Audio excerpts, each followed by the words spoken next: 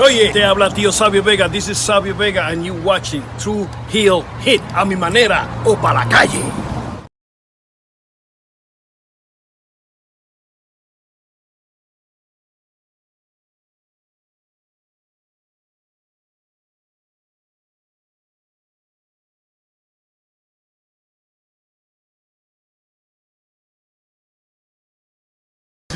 What's up, everyone? It's the interview queen Alicia Toot here, and be sure to watch True Heel Heat.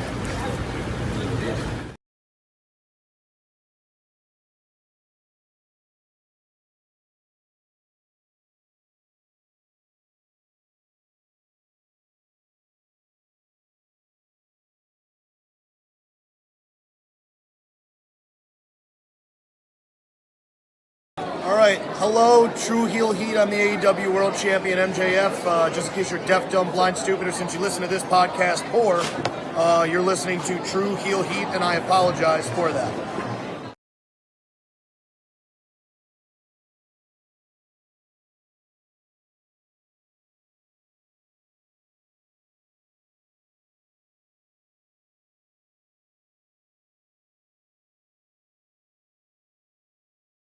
I'm serious. I'm not going to sit back and take this fucking shit.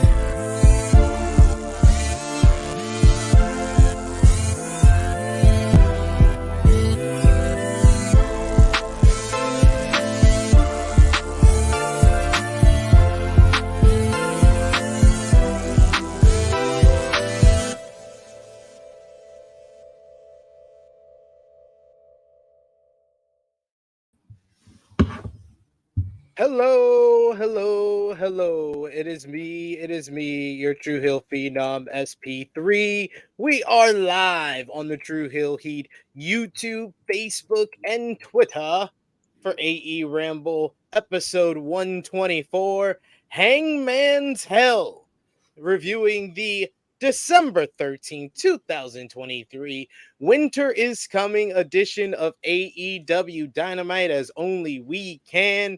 And as only we can, we have to be joined by the man of 52,000 subscribers. You go to him for your TV and movie reviews, as well as your honest criticisms of Tony Khan and All Elite Wrestling. He is Jimmy Macram. Hello, ladies and gentlemen. I have a couple things to start with. First things first. I always say that they're all of you bums in the post the press conferences they do for AEW, and then I exclude Ella J. And who's the other chick you always bring up? Lyric. Okay, and what does she say? What does she ask? She asked about the women. Oh boy, here we go. No. Well, yeah. Yeah, I know. Like, don't tell me. Somebody for 2 decades now. Somebody was really rude to her on Twitter. I saw. Like outrageous, and I want to see what she had did to maybe bring this on. So I clicked on her. I clicked on the tweet, and I had blocked her.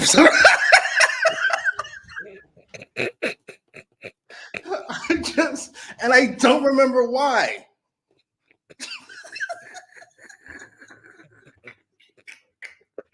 I had apparently skipped right over mute and went right to block. And I'm just wondering if you know why that might be. What? I'm supposed to know your actions? Like, I'm supposed to is know. she? Why would you do that?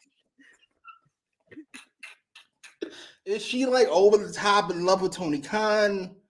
Does she likes Steve AEW. Austin? She likes AEW. She likes non WWE wrestling. She stopped watching WWE.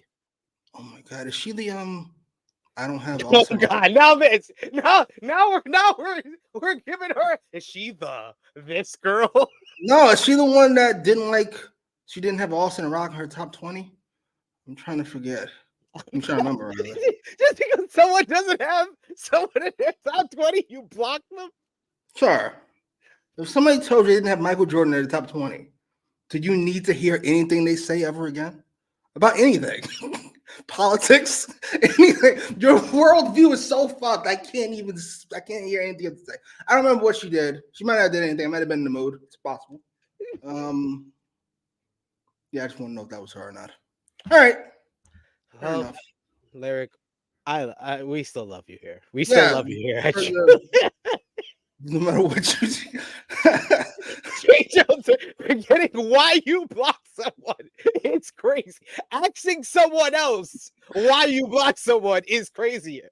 But what if I unblock it and I hear some other ridiculous shit that pops one time? Like, I don't want that in my life. And then you'll remember this.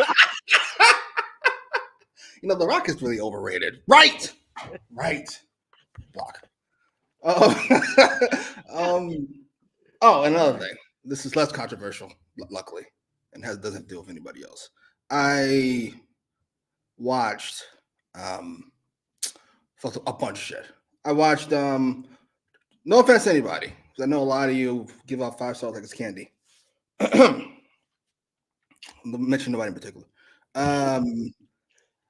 Triple H and Cactus Jack. Triple H and Cactus Jack. But you're so clever. Triple H and Cactus Jack at the Rumble. I've been seeing you've been hanging out with Marcus Cash again. Triple H and Cactus Jack at the Rumble. Benoit and Angle at the Rumble. What was the other one? That Vengeance triple threat with Angle, Rock, and Taker. 4.5 stars. What was the really big one? Oh, right. And CM Punk and John Cena. No disrespect. None of them are 5 stars. I watched all of them again. Well, the only one Dave rated 5 stars was that one. Of course you did. Dummy. Recertified. None of them passed recertification. Sorry. You're all out. Sorry. I love all of you. I even tried to watch what? Michael's Angle. I did. 21. I rewatched it. It passed recertification. Thank you. Yes. Thank you. That's the one I'll stand on my hill against Dave. I will lead the charge against Dave. That deserves recertification for his 5, because that's 5 in my book, as well as Michaels and Taker WrestleMania 25. Not 26. What about Angle and Taker at No Way Out? 4 3/4, I think. When I started really doing star ratings, I went and watched my favorite or best matches from all these years, and that's one that I watched from 2006. 2006 was a slow year in WWE. So I think that's my last full-time year. Pretty sure. But yeah. You were still watching it when I first got an apartment in 2009. Oh, yeah, listen, I was off and on. It didn't officially die until Charlotte beat Asuka. Then I was over it. All right, it's not for me anymore. I think I'm done. Officially done. No need to keep up with any of this shit. I love that I've seen you at different stages. Watch the hope slowly leave my eyes. So you're back in Brooklyn, take over Brooklyn. You were like, oh, this is good again. Oh, it's good to be back in WWE. Oh, that's 5. I said already. Sasha Bailey, yeah. 5. I think I either gave that 4 3/4 or 5. I'm not sure.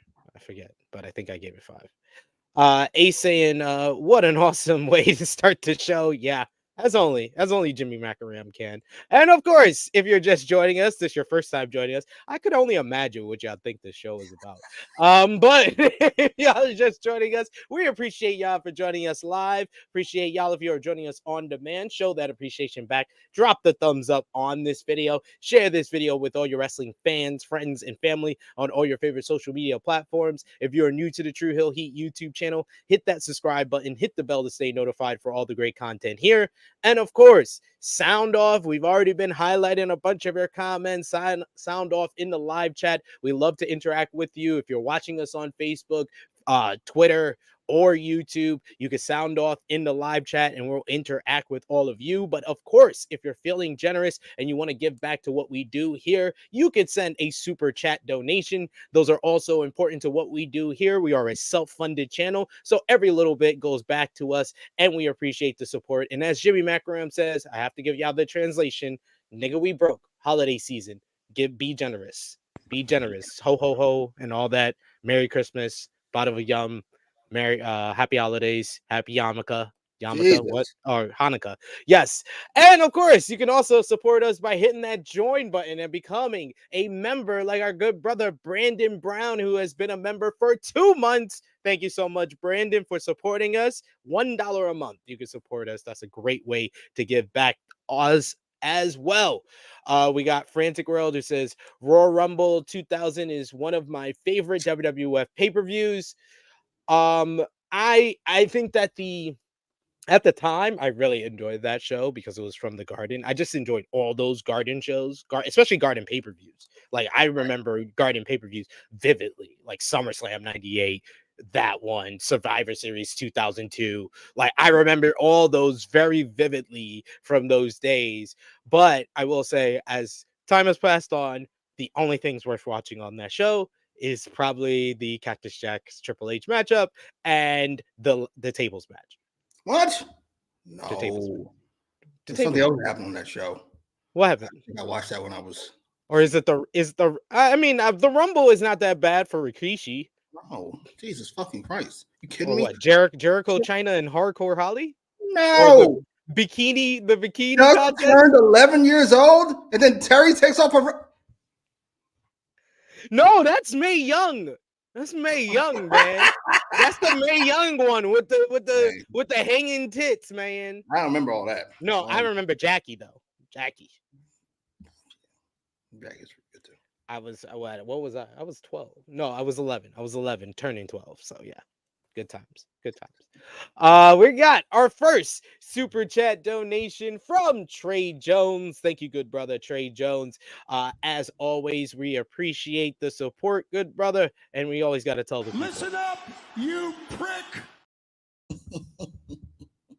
Trey Jones says Jimmy was right about Tony Khan. You're only 4 years late. Well, I didn't hate him the first year. It took 3 years. I took a year. Yeah.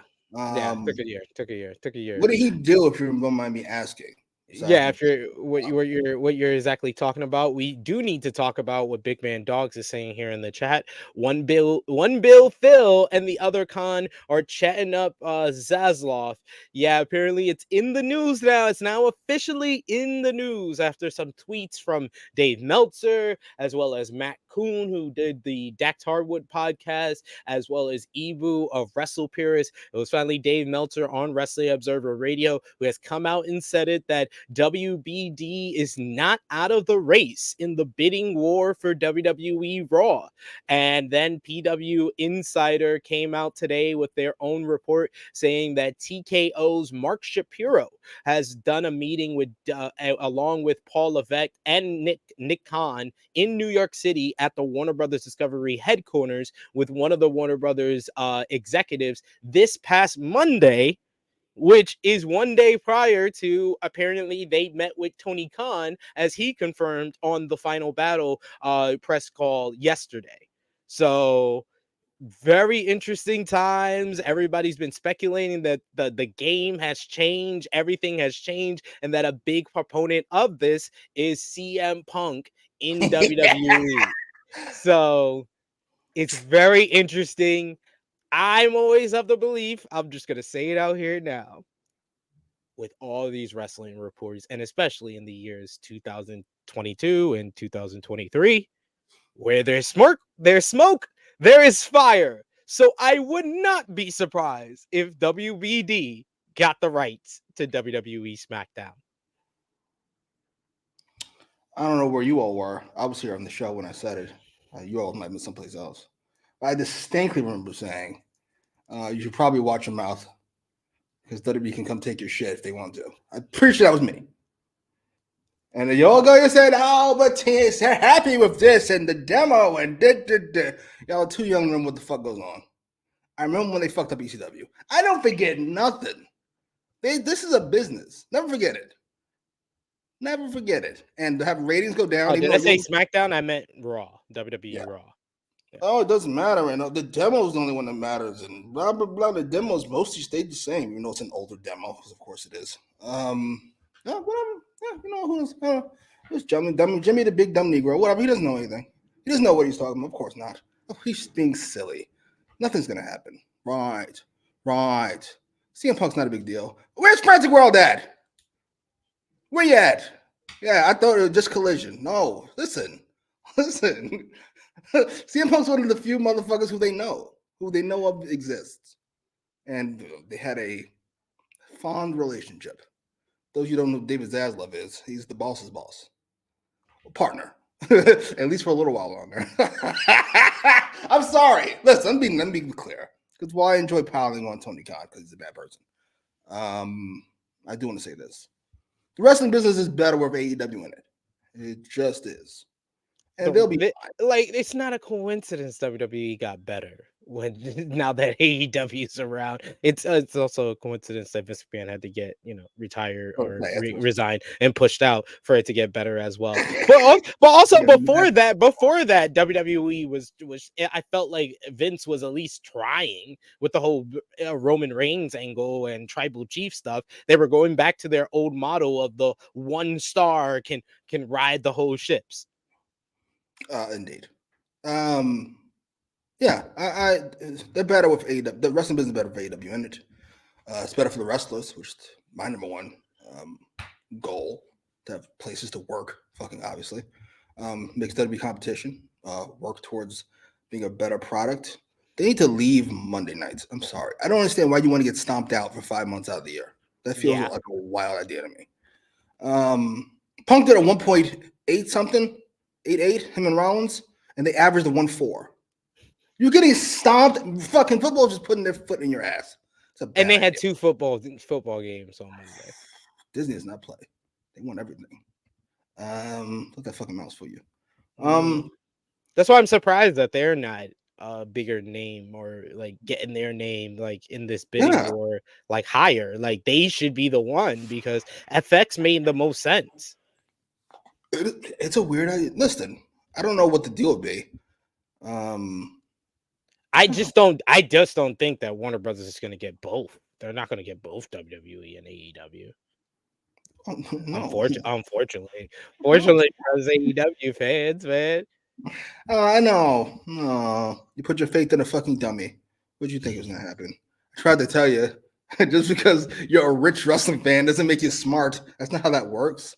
He's not smart at anything. Oh, do you remember all this shit? Listen, why wouldn't you look outside? I'm gonna tell you why. Let me tell you why I hate this motherfucker. I'm tell you why. Wait, hold on. The words and opinions of Jimmy Macram do not necessarily reflect those of True Heel Heat, its viewers, or affiliates. I'll tell you why. Because he's not good at any part of his job. And I say that not likely. I say this knowing what I mean when I say it. He's not good at booking. We all accepted this, right? Except it is the voting book of the year. He's not good at booking. He's not good at what do you call that when you PR? He's not good at PR. Fucking please stop talking about anything ever. And he's not good at the business part of it. Why are you putting your fucking faith in WBD? These are not your friends. Dude, I'm loyal to what they pay you. For shit. The fuck do you mean you're loyal to them? There's nothing to do with loyalty. They're not loyal to you. They want your product. That's it. Are you out of your fucking mind? I'm loyal to them. What is your mama? The fuck are you babbling about? Oh, I hate him so much. Just bad at his job. It's bad for everybody. It's bad because he's bad at his job. That's not the only reason. And he's a suit, and he's a billionaire's son, and he's kind of whiny, and he makes that face. Yeah, it's nothing about him I genuinely like. The words and opinions of Jimmy Macram do not necessarily reflect those of True Heel Heat, its viewers, or affiliates. It's like 5 out of my 10 least favorite things in people. It's like arrogant girls, fucking annoying guys, sons of billionaires, boom, incompetent, boom, can't talk, boom, fucking weird, boom, wrestling fan, boom. He's got like 5 out of my top 10.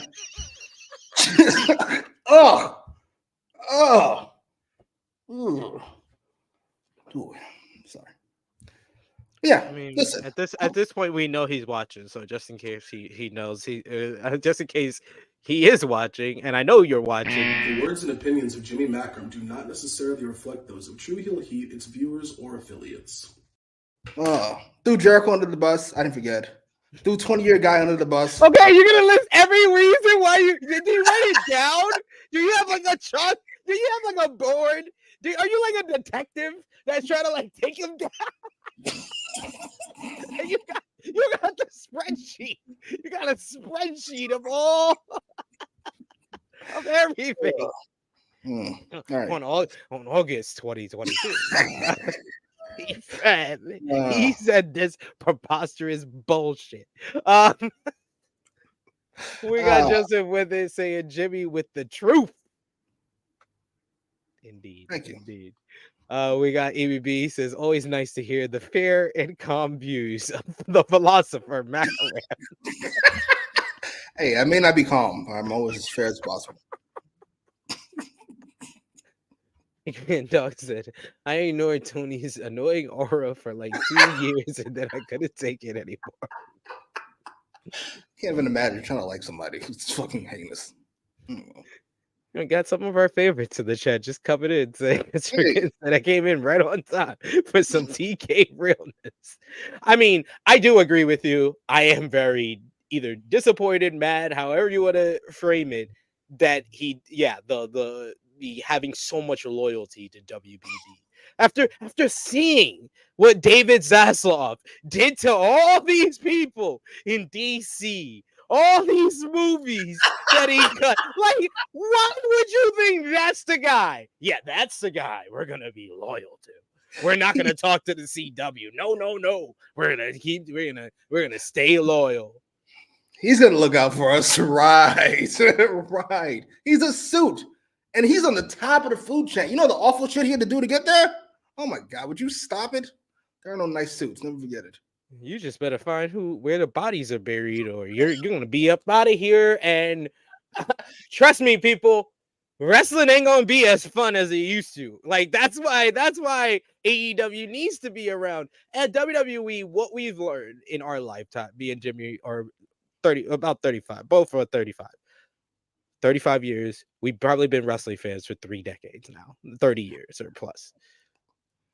WWE needs somebody to light a fire up their ass, and TNA ain't it. It just comes down to it. It just comes down to it. People can say, oh, TNA, they drew more people. They have more consistent over 1 million. Yeah, that was about 15, 20 years ago. And TV is a little bit different now. But if you equate to what AEW is doing, it's probably about the same what TNA would be doing if they still would have stayed on that trajectory. Like, it is what it is. So TNA can never light up WWE. And even when they did, WWE just did one show and just stomped it out. You want to come to Mondays? Oh, we got Bret Hart coming back for the first time. Like, I still remember that. To this day, that was it. That was it for TNA. That was it for the rise of TNA. TNA was like this until they tried to step up to Mondays and WWE said, stop, nope, get the fuck out of here. But they did that. They tried to do that with AEW, and they didn't even take them seriously. They was like, we're going to throw the third brand. We're going to throw NXT at you. And they got smoked. And that made them basically revamp everything. Developmental changed. Yes. Like, it's like, y'all have to really, we have to really appreciate what AEW has done and hope that even if WBD decides to get Raw, that they can find some home, and that Tony Khan is smart enough to make some calls now that this is out in the news. But I'm not gonna hold my breath. Never forget that WWE's goal. Somebody said something. It's not ridiculous because people would probably believe it. Like their goal is to build the best product possible. That's not their goal ever. That's no company's goal. Never forget it. Their goal is to make as much money as possible. And if they did it with product, they'll do it with an product because there's no reason not to. Never forget it. If they found out that if we put out more garbage, they'd make more money, they would put out garbage. That's how it works. Never forget it. This is about money. It's not about art or the product. Stop it. Don't. Safet, this is incorrect. He says WBD got the 50% ownership of the CW network. No, they do not. No, they do not. Pretty sure they don't. I mean, if someone wants to correct me or where they heard that. That's the first time I'm hearing this. Sleeping Angel saying, I agree both companies is good for business. We got Christopher Kidd says, I just got chewed up in Wrestle Talk comments for saying I'm not watching a WWE Monopoly again. I refuse. 100%. I mean, I understand if you're just a fan of wrestling, if you don't like WWE already, and you're not already watching it and you're watching the outside stuff, then why would you go back to watch WWE? And if you are currently watching WWE, then you will just have to see if WWE can keep up this quality when there is no competition, if that happens. I'm curious. Not that curious. I want AEW to stick around. But yeah, it's a bad idea. I'm sorry. It's just bad for everybody. There's lots of people who would not have a job if not for AEW. People we like, even. Sorry. Yeah. Even without Vince. Yeah, like even the people that we know, like in AEW, that we always talk about. We talked about it in depth on True Hill Heat podcast last week. We know there's a good bunch of people, most of them on Collision, who wanted to go back to WWE.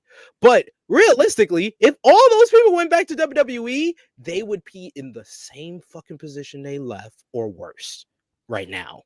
In the current landscape of WWE, they would be in probably a worse position than whether, or probably have to go to NXT to have some type of clout. Yeah. There's only a few of them, like FTR. Maybe they could go back and get a top tag team position. Malachi Black, because of the gimmick. Yeah, Andrade's just going to be thrown in LWO. Miro and CJ Perry would just be getting the same type of push they did before, or they try to rehash Rusev. Oh yeah, they beat Karrion Kross. I was gonna say they try to rehash Rusev Day, which would probably work as much as Broken Matt Hardy did in AEW. So. Yeah, listen, I know the grass is greener, but listen, maybe he learned his lesson. Andrade's getting. Oh, that was the other bit of news. Oh, when we finish with this, I'll talk about it. I got it. I almost forgot. I'll try to remember. Frantic Girl says, so SRS said that USA Network and WBD are trying to get the NBA media rights deal, and that will be a big domino to fall. Yeah, I know that WBD's main focus is getting back the NBA, but you also had David Zaslav come out and publicly say they don't need the NBA. No, they do not. Listen, they don't. NBA is obviously, if they have a choice, everybody's gonna pick the NBA. I mean, it's just worth more. It is what it is. But in the pecking order, if they can get WWE for, I'm gonna put it out there for number one, but not as much as WWE would have been worth a couple years ago. Yeah, it's a hell of a deal they can make. Like, yeah, outside of off of AEW, listen, no offense, it's not really close in viewership. They're not. I know you all think so, but they're not. We got EVB who's back with us. You haven't been here in weeks, EVB. I know. Where you been hiding? Where you been hiding, motherfucker? We going. You gotta send a super chat, motherfucker. You've been hiding. EVB says 30 years ? Ever been points you were checked out? I'm 26 and I've gone years checked out at points. I know Jimmy said he's checked out plenty of times. Absolutely. Super fan from 96-7 through 2006. And then a slow fade until Oscar lost to Charlotte. Then I tapped out for a few good years. And then I was brought back by this fucking show. So I was promised a decent. My friend of 30 years here told me that fucking it's a new wrestling show, and it's gonna be this, and it's gonna be that, and you'll love it. And Dynamite. It was there for a while. It was there for like 2 years. And here we are. Here we fucking are. Watching Chris Jericho embarrass himself on TV. Yeah, here we are. Yes. Hey, I had to watch Kenny Omega not be there, but not be there. If you gotta watch Chris Jericho go through that, I had to watch Kenny Omega do that. Yes. Just wake up from his fucking nap. Holy shit. For me, I kind of checked out like a year into high school. Well, I was like fading out into high school, and then I met him and Cash. And then I was like, oh, okay, I can start watching it. It was kind of like that thing where I would only watch it around Mania season because WWE was around. And then I had a legal cable, and on the low, I used to watch TNA because it is legal. It was on the hot box in my freshman year with the Wednesday night pay-per-views. And then like once I met them and they were like into wrestling, that's when I went online, and then I discovered like ROH and all that other stuff. And yeah, that ended my fade out because I had that instead of WWE. If it was just WWE, then I probably would have went years checking out. That's pretty rough. I'm putting Dragon in my best overall wrestlers ever category. I watched that fucking promo he did where he was meditating. Oh my God. I don't know why. Yo, we were talking about that shit on True Heat because I was like, yo, this dude said, why did you spit on him? He was like, I meditate. I come back here because I want to figure out why I do these things. And I was like, wow, what the fuck? I went, holy shit, he's on demon time. His body's so trained, it acts on its own. Yeah, fucking in no particular order chronologically. Well, in chronological order, but no order outside of that. Flair, Macho, Austin, Jericho, Eddie, Angle, Punk, Dragon. Just graded fucking everything. Man, then Brian. Oh, go ahead, Brian. Then Brian. Demon time, Brian. I love it. We got Big Man Dog saying TNA was hilarious with main event Mafia shenanigans right before Hogan Bischoff took over. Yeah. Hogan Bischoff. Especially the tried to defend Eric Bischoff. Hogan and Bischoff. Fucking Hogan and Bischoff. Really. Yeah, Big Man Dog saying NJPW is going to be eating good, getting a bunch of AEW guys for a bargain price. That is true. Bunch of Kenny Omega, man, he gonna be like, damn, I feel something here. This is where I feel something. Really. But yeah, New Japan was another reason why I didn't check out too, because I was like, oh man, the Ring of Honor, I was only going to the shows because I could never get that Sinclair Broadcasting or HDNet when it went to TV. So yeah, and NJPW and their rise helped my wrestling fandom as well. And look at that. The action you shall receive, EBB with a super chat donation. That's why we'll give you the one that we dropped at the beginning of the show now. I'm serious. I'm not going to sit back and take this fucking shit.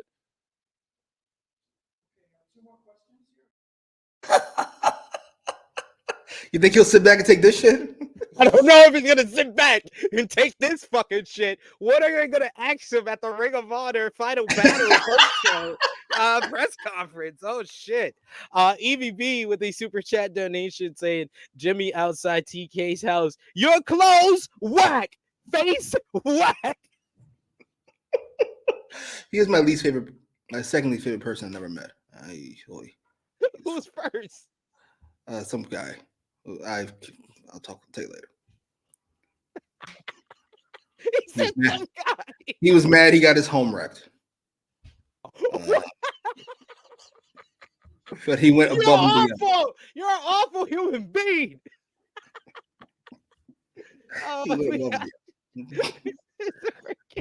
Say watching two ghosts go through a flare moment must be all that woo energy. Oh, that's not right. Woo!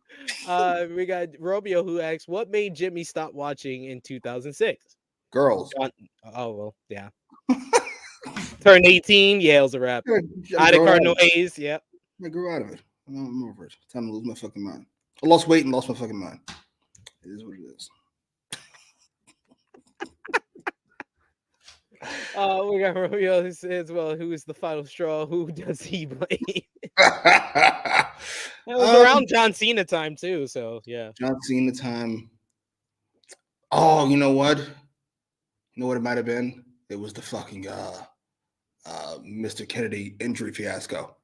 I was a Mr. Kennedy super fan. Like I'm in LA Night now. It's just like, oh, it's over. Oh, they are the same. Yeah, I'm just like, oh. Here I am getting a do-over. I don't ask for much. Thank you. I appreciate it. 10 on charisma, 10 on promos, 5 in the ring. Both Kennedy and LA Knight. I love it. I'm even a little bit. That's 20 minutes a month. I'm getting We got Romeo who says, Kenny Omega, I'm home promo in New Japan Pro Wrestling. I'm sorry. My bad. Ever since I came past the border, you know what they've been saying. They've been saying those 2 words. My bad. Muchas gracias. But AEW, actually, I don't think they'll ever go out of business. Unless fucking dad shuts off the faucet. Either that or like they would have to have like a big scandal or something. Yeah, some egregious. Yeah. We got a super chat donation once again from, of course, Santa Will Chisholm. Absolutely. Appreciate you, Santa Claus. So we'll play one of Jimmy's favorites here. Let's fucking go. That's the punk scene. That's the face punk wears on a permanent basis now. Like, huh? That's fucking bullshit. Happy CM Punk is hard to watch. Will Chisholm says, I'm sure Jimmy was happy when he heard that Punk may be the reason why Warner Media may pick up Raw. CM Punk is my level of petty. I've been saying this for fucking years. He's not somebody you want to make an enemy out of. And he's worse than I fucking thought. Probably going to these meetings himself. I'm a Triple H hand in hand. This is fucking wild. What the fuck is going on? Now he wants to take over NXT. Oh my God. Absolutely. There are some people who want my advice. Who would have thunk? Who doesn't take CM Punk's advice on wrestling? That's a wild idea. AEW did it themselves, did it not? I never made me there. That's what I want to say. I had a philosophy. I had a big fucking what do you call that? Revelation. And I would like to apologize to Punk, the Bucks, Matt Jackson in particular. I never blame Nick. Kenny Omega, Hangman, fucking Jungle Boy. Because it's not you guys' faults. You are people who just act out because you're fucking testosterone up adults. Fucking children. Of course you are. The Bucks didn't choose to not work with Punk. You know why? Because it's not their fucking choice. You know why? Because they're not the fucking boss. Yes. So I can't blame them. I can't blame Punk. Yes. I don't blame Jungle Boy. I blame one person. I'm sorry. It is what it is, dummy. Why do you not try to fucking sit them down? Even if the Young Bucks and Kenny Omega, I don't want to do that. Oh, lawyers involved. Guys, you got to get this fucking shit done. Yeah. You see Triple H out here. He started the Seth Rollins CM Punk program in December for Mania. Last time they did that was Michaels and Taker 2 in 2010. Like, this is, I don't want to sit down. Oh, I'm sorry. I wasn't really asking. I was not asking. We don't have time for this, guys. We don't know what he's gonna do when he comes back.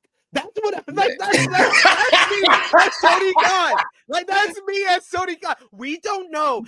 We just saw the report. He was at Raw the other week. We don't know what he's gonna do when he gets back here. So we need you guys to sit down and we need to get this match done. Right. Bonuses for everybody. What the fuck is the issue? Bonus. Wembley Stadium. Let's get it done. No FTR Young Bucks. CM FTR versus the Elite. Boom. Ta-da. You can all thank me for putting more money in your wallet. And then if he gets in a fight right before, at least you got the match done. Right? We got what we could. We got the best we could do. You cannot say the Bucks have any regrets. I don't understand. I'm not confused. He's an idiot. But yeah, my apologies to them, to everybody else involved, all the children. Sorry.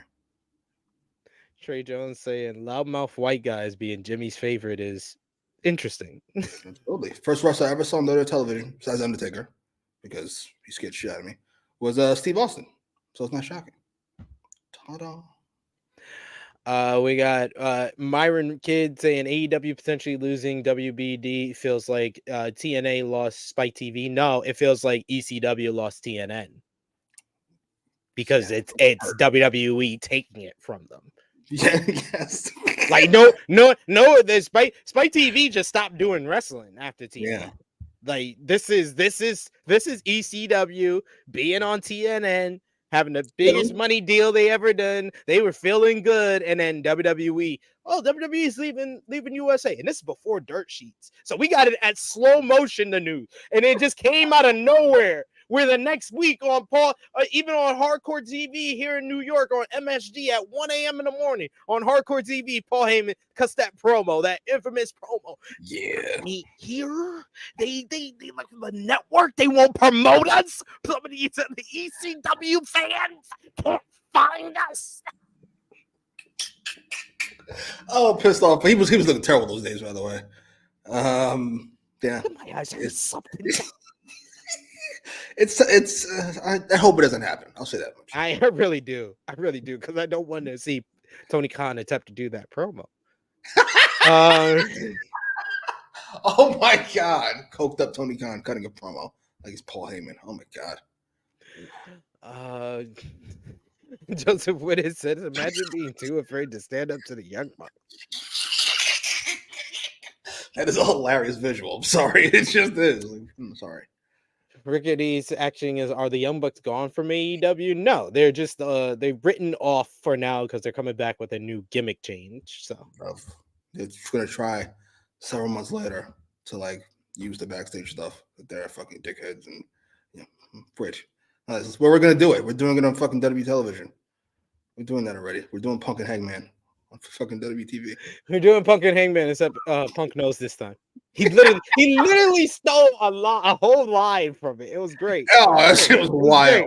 It was great. I was so proud of Seth. I was like, he didn't do any of the Joker laugh. He was serious. He felt like he had good emotion. And Punk literally was like, I'm just gonna put the ball in the tee for you. Hit the home run. Punk was like, I'm not gonna try with my comeback. I'm not gonna make, but he did undermine a lot of his emotion by looking at him like, that's all? I feel like I've heard this before. Like, it literally, his facial expression said that. Let me tell you something. I'm about to say, yeah. But that's just this. It was this.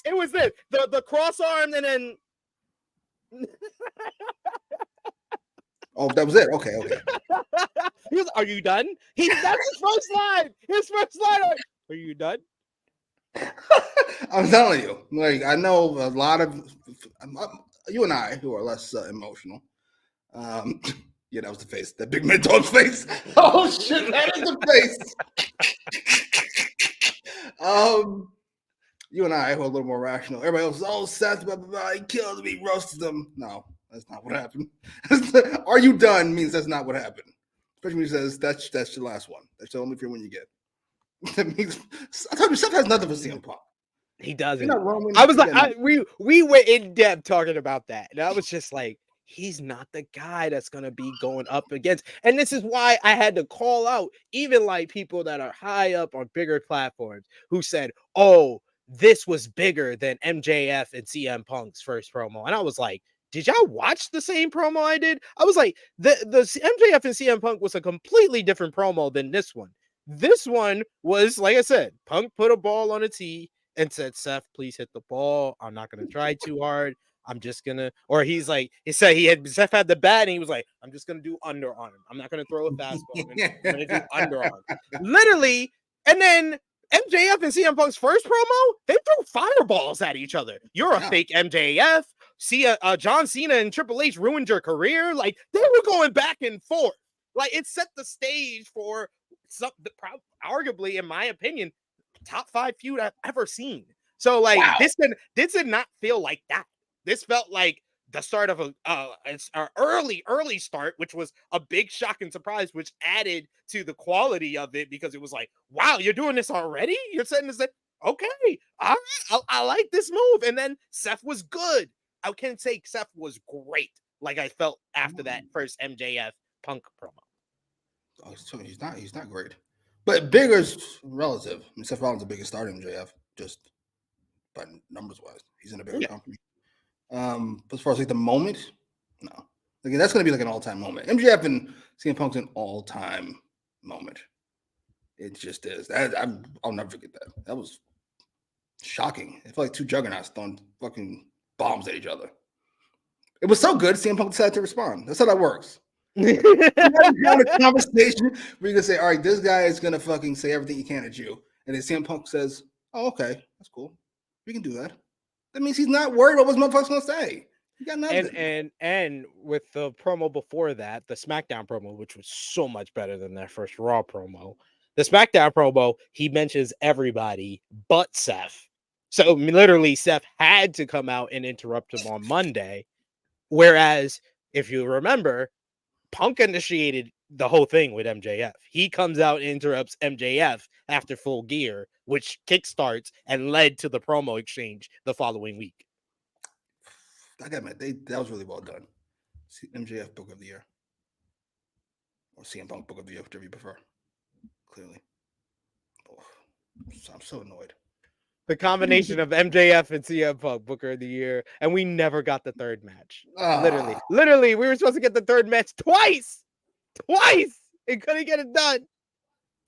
By the way, I watched Punk's first Collision promo. As much as I like the SmackDown promo, I miss angry CM Punk.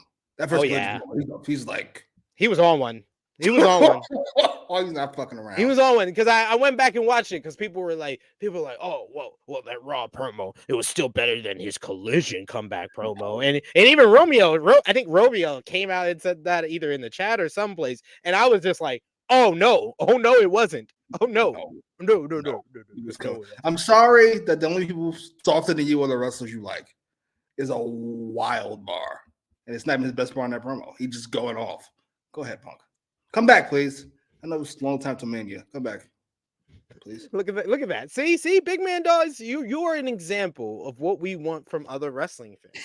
Like, we just want y'all to admit, like, when y'all are too much of a fan, like y'all trying to cope, like y'all can't admit when Michael Jordan did not score 40, when Michael Jordan did not put up 30. Like, oh, he had 10 points. Oh my God. No, it's still a great game. I mean, he shot 5 of 25, but he made 5 shots. Like that's what y'all were saying about the Raw promo, but I'm glad Big Man Dogs is like, I was just coping. But you literally, Romeo, went on here after the Collision promo and critiqued it to a T. And then after the Raw promo, you tried to big it up and say it was 3D chats and that it was all a setup. It was all a setup to something bigger. So regardless of you saying that the Raw promo was better than Collision or actually writing the words out or saying it, you did on air big up one promo and criticize the other. Don't let him set you like that, sir. Sit back.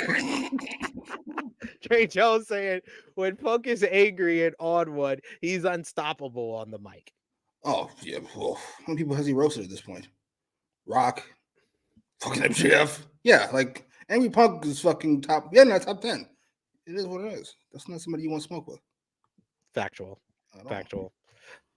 Yes, but let's get into finally. I think we talked enough about the big news, and of course, you can come back with us on Saturday, 11:05 a.m. Eastern Time, the True Hill Heat flagship podcast, where that's going to be the big topic of discussion, WBD, and if they're going to pick up WWE Raw or AEW Dynamite, as well as Punk trying to take over WWE NXT. We got to talk about that on True Hill Heat this Saturday, so check us out for that. But let's talk about AEW Dynamite, which was from College Park Station in Arlington, Texas. What did you think about the crowd last night for Dynamite in Texas?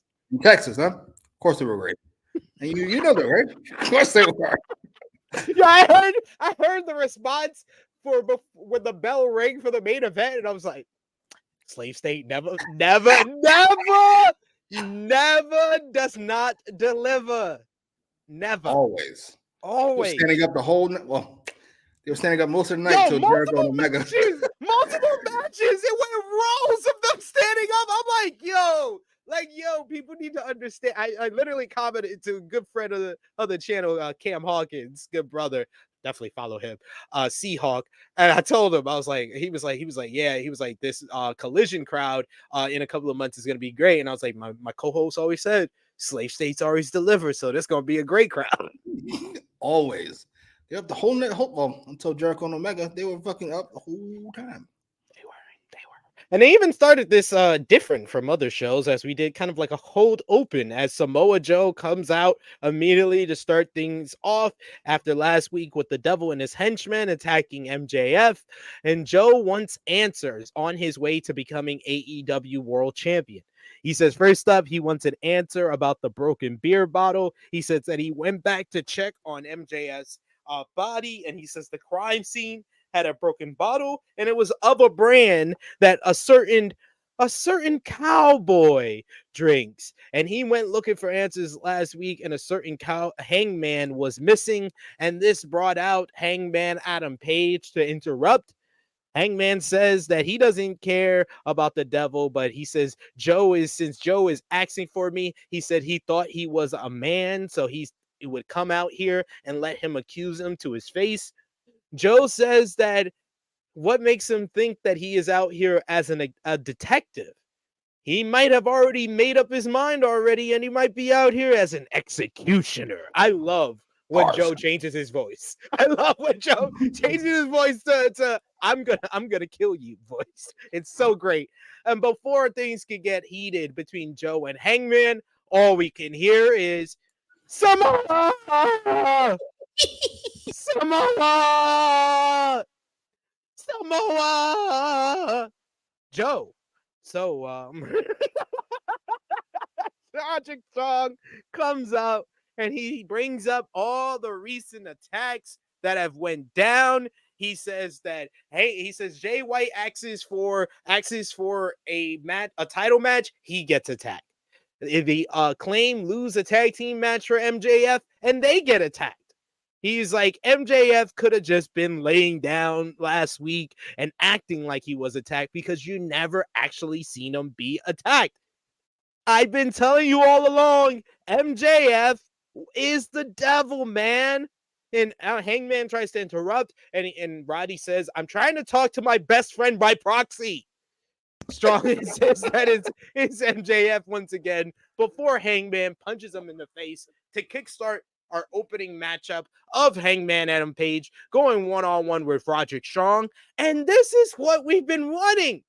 If you mix in Roderick Strong with the goofiness and the goofy character, and then once the bell rings, he turns into fucking Kurt Angle into Calvin. I'm here for it. I'm here for it. Like, once the bell rings, he should still be Roderick Strong, the wrestling machine that he's always been. When the bell doesn't ring, he should be having the neck breaks on and yelling people's name annoyingly. That always works. What we got in this one was a physical matchup. Roddy worked over the shoulder and the arm of Hangman in this one, working him down before Hangman would make his comeback. Hangman came back with a big Death Valley driver for a 2 count. He misses a moonsault press, but he ends up sticking the landing on the Kingdom on the outside. He fights off Roddy. He blocks the buckshot lariat, but Hangman is able to get the Deadeye to pick up the victory. Roddy's head did not hit the mat at all, which is so good for his neck health, but the cameraman should have just kept on this shot and not the shot of the side his head was on. But Hangman Adam Page picking up the win just under 14 minutes, 47 seconds. I also loved Roddy on the mic. He mentioned how Hangman used to be his young boy back in their Ring of Honor days, which is a great callback to the decade story. And I also love the dynamic of the fans right now, which may be setting, if Tony Khan is listening to the fans like he always says he does, we could be setting the stage for a great Hangman heel turn, because it feels like he bled for our sins, and now the hero coming out of all of this is Swerve Strickland. And like, I feel like they could effectively tell the story they're trying to tell with Wardlow and MJF of a guy that was wronged and had a lot of bad things done to them, eventually tried to get revenge by either beating them or bloodying them with extreme violence. But in the end, the other person, the heel in the whole situation, came out on the other end. And then a couple of months later, they're beloved by the fans, and the person that was the hero is not. We'll hear later on how Tony mentions Shivani. The Swerve, might be Excalibur. Who cares? There's too many of them there anyway. That Swerve is the people's choice in this tournament. He's the most popular person in the tournament. It is what it is. And I would not mind seeing Paige as a heel, obviously. He's already been a heel to me for a few months now. What he did to CM Punk, I'll never forget it. But gotta watch WWE now. I was fine. But this was really good. I kind of wish, only complaint would be that they announced Paige and Roddy beforehand. This feels like a way to kind of naturally. Yeah, they did. I know they shouldn't have. This feels like a natural. It could have happened here naturally. It felt natural until I realized they had a match already announced. Then it felt unnatural. Does that make sense? This was really good. Joe is always great. Hangman was solid. As much as I don't love Roddy Strong like you all do, at least not anymore. This is going on for quite a bit. I still do enjoy his ridiculousness, and the match is always good. Roderick Strong. I keep forgetting how good he is. But when he comes in the ring, it's whatever. Like, this match and the Darby match, it was just like, yeah, he still can deliver. Like, right. Yeah, this is a great start. This is a great start to the show. That finish was rough. It was the cameraman's fault. I understand not wanting to hit your head on the ground. That's totally fine. But the cameraman, stay on the fucking left side where it looks good. It's not his fault. I don't know anything about wrestling. I'm just pointing and shooting. It's just somebody in my ear. No. Yeah. It's Mike Manzuri. Oh, he's got a LVP on the way. Romeo saying, defending himself, saying the most negative thing I said about his Collision promo was that he came across as a baby, which he did. It was still a great promo and great delivery. You weren't saying that much then. You were emphasizing it was a baby and saying it was great though. But it was came off like a baby. Like a great philosopher once said, the apology should be as loud as the original offense. Big Man Dog saying, I also think the crowd was extra good because it was an appropriately sized venue. Sounds like a backhanded compliment, but I really don't mean it like that. I know what you mean. I agreed. Absolutely. Yes. Why would you set up 3,000 people in a 6,000 thing arena? Trey Jones, I will agree with this, and I need Joe versus Hangman. 100%. Hangman and Joe have once again made me a little bit more interested in the whole devil angle. Them being involved, being inserted in it has made it more intriguing. And because you have so many intriguing characters, this was a week where they didn't have MJF on, and they were able to progress that story. I'm trying to think if I agree with what you're saying or if it's nonsense. No in between. Because I was thinking about the fucking Austin getting run over. And I was like, the Foley stuff, man. The Foley detective stuff, though. That's what I'm trying to say. Is this all shit, or is there good stuff in between? Is it good, or is it just shit with a lot of great characters involved? The Austin rundown angle, I'll tell you the good stuff. The original angle was good, except you shouldn't bait and switch. Should have just probably. You mean? Are you telling me that you should have probably done the angle before the pay-per-view? Making my mom pay $50 for Steve Austin's pay-per-view and not have Steve Austin is a bad idea. For that triple threat that we never got. We never got it, ladies and gentlemen. Like, literally, how did we go? How did they never turn back on that? Like at least we got Hogan and Flair in WCW. We never got that match. Oh man, at least we got the Shield triple threat. At least we got the 4 horsewomen. Like, we never got Austin Rock Triple H. Oh man, but yeah, I mean, I would have done the angle beforehand, but that was good. The next night was good with the cops questioning The Rock, and then we find out that it's The Rock's rental car. Then I like all the stuff when Austin comes back and the detective work up until it's revealed that it's Rikishi. Rikishi's an odd choice. But let's say you believe the retcon that he's working with Triple H. It's not bad then. It's a nice little thing. I mean, I think it's just a retcon because Rikishi didn't work. He's going, oh, well, fuck it. It wasn't Rikishi, it was Triple H. Should have just been Triple H from the beginning or someone in Triple H's crew. Like, what? So that's the thing. And that's what I'm scared about this devil angle because Triple H is the obvious choice because of fucking course it's Triple H. Yes, that's why I think they'll probably have to do the Austin Reddown angle where they reveal it as Jack Perry and then retcon it that Jack Perry was being influenced by Adam Cole. Oh my God! The devil on his shoulder though. Was Adam Cole? Oh, terrible idea. We got Joel who says stuff can be two things, gentlemen. Absolutely. You can be left-handed and a woman. You can be a man and work at the post office. You cannot be stupid and great at the same time. No. Those two things do not go together. That is impossible. Sorry. That part. It's you make valid points. Trey Joe says it's good shit, Jimmy. This is such good shit. Such good shit.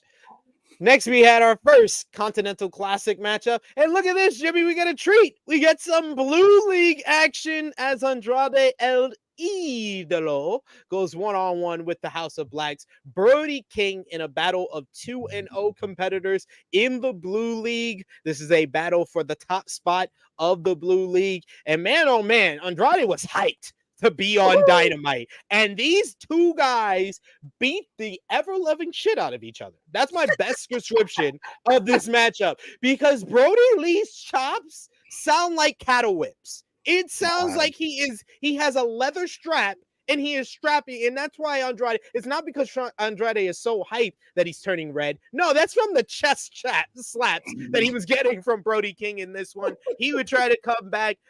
King would get a near fall with the big cannonball in the corner. They would strike it out until Andrade hits oh my God, it was brutal. That spinning back elbow, the same spinning back elbow that broke Brian's orbital bone. It looked like it nearly knocked out Brody here. Andrade goes to the top rope, but Brody cuts him off. They fight on the top rope where Andrade does a DDT into the ring post. He's like Kenny Omega versus Will Ospreay. Oh shit. I was like, oh, okay. I didn't expect that one. Drops him face first onto the ring post, puts him back in the ring to hit El Idolo DDT to pick up his third straight win, 3-0, 9 points overall. And, we've been only talking about like the Gold League because we've been seeing Gold League action here on Dynamite. But Andrade has delivered in this tournament, especially his last two matches. The matchup with Brian on Collision this past week was excellent. And this match was great against Brody King, who's also been a contender for MVP of the Blue League. And it was announced that Andrade will have his fourth match in the tournament this Saturday on Collision when he goes one-on-one with Claudio Castagnoli. So nice little follow-up after last week when Andrade brutalized Brian and then Claudio came out and had a shoving match with him. So, man, I love. I mean, we said it last week. You said it, and I've been jumping on the bandwagon. This is by far the best tournament AEW has done. But most of all, the reason why it's what it's done for people that people feel a lot hotter, and Andrade feels probably the hottest he's been in AEW right now. Fucking yes. A lot of you children complain when I complain about AEW. If you're wondering the kind of wrestling I like. Just watch any Andrade match from the last 2 weeks. That's the kind of wrestling I like. Particularly Andrade and Dragon. That's the violence I'm looking for in my wrestling. I don't need my I was like cringing. It was the closest thing that we got to Morishima versus Brian, and we were there live for that one. But you know what's going to be even closer to that? this Saturday when it's Brody and Brian. Oh my God, we're gonna see it. I can't wait. I don't know what happened with Andrade. I don't know if he finally had a conversation with Tony Khan. I know fucking CM Punk leaving shook Tony Khan up to his core, but he's getting pushed the way he should be pushed because Andrade is fucking fantastic. I'm trying to tell y'all. Had a match. I'm not gonna harp on the Ishii thing. I'm just gonna say Andrade and Buddy match from Collision was fantastic, and he should have got pushed after that. But whatever. This was great. Brody King is great. Significantly better than Jon Moxley, no matter what SP3 says. And I'm not shocked that this match was great. Brody, to me, I don't want to be blasphemous, but if you told me you were going to push him over Malachi, I don't know if I'd be mad at this point. Love Malachi. Just saying. Brody, I would not mind seeing him in 2024 as TNT champion. I would not be mad at that at all. I would not be mad at that at all. We do have a super chat donation from, of course, Santa Will Chisholm. Thank you. Jesus. Our sponsor for this podcast, sir. Even though MJF doesn't like you too. You don't know shit. Will Chisholm, he says, in 1 week, WWE teased Punk versus 15 people who may or may not like him. Cody, the one I can't tell how he should feel about Punk. He had John Cena face. Yeah, he did. It's interesting. Wow. If we do Cody versus Punk as the biggest match in WWE, let's say SummerSlam. Yeah. I'm sorry. You should all be ashamed of yourself. Not all, just Tony Khan.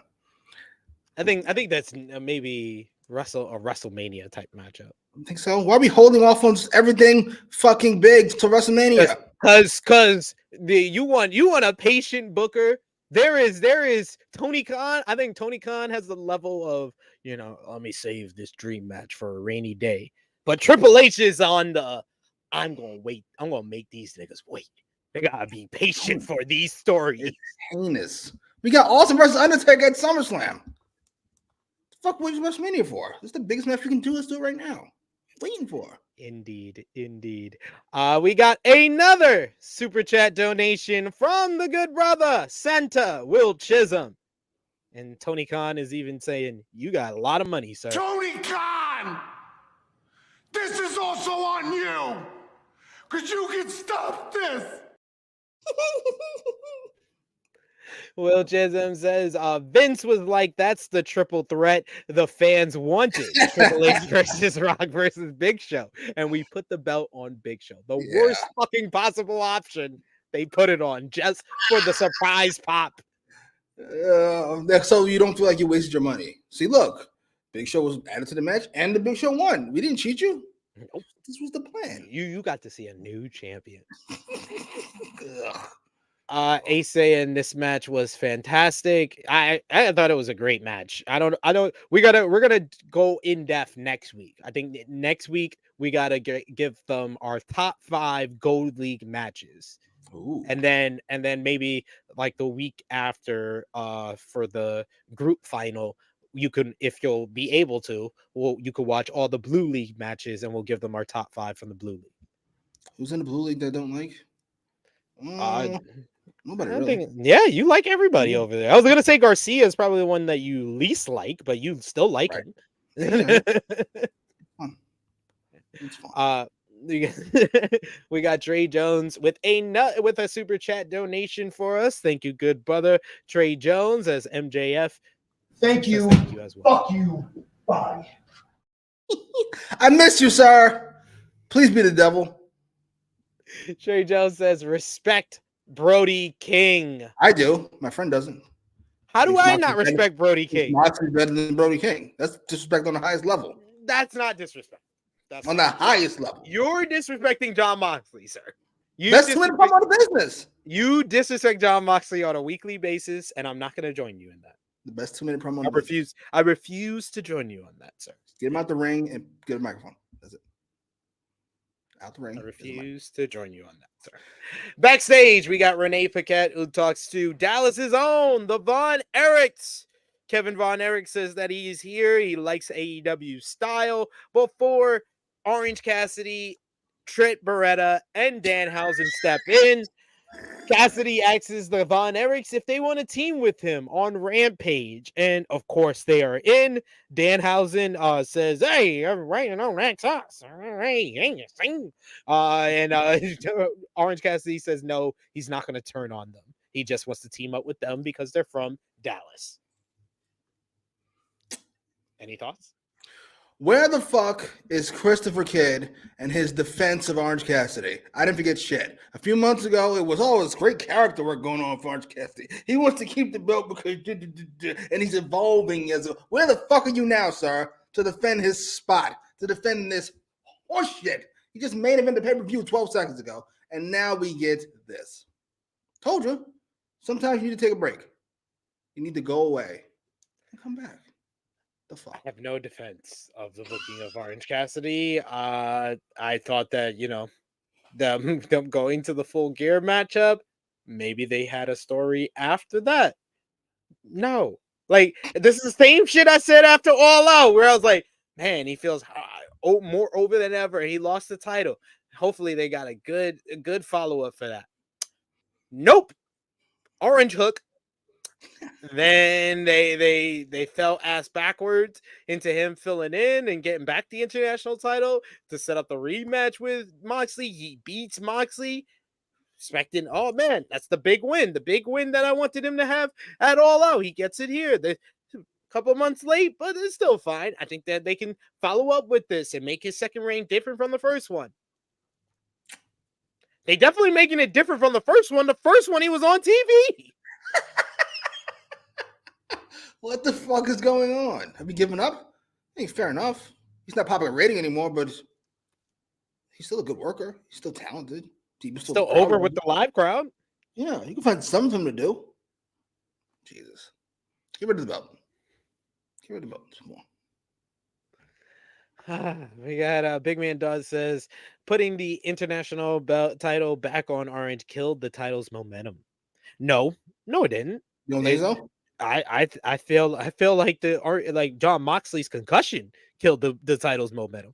Well, it didn't help. So that much. Yeah, put it back on them. They were basically at like, all right, fucking damn, we'll just put it back on Orange. That's what that was like them at like, fuck. What else we gonna do with the belt? All right, let's just put it back on. It didn't kill the momentum. The momentum was already fucking dead. This was their attempt to try to bring it back to life, and it didn't work. There's a difference. I'm just saying. No, he ain't bury it either. He's trying to dig it up. Is he? He's in the dirt with it.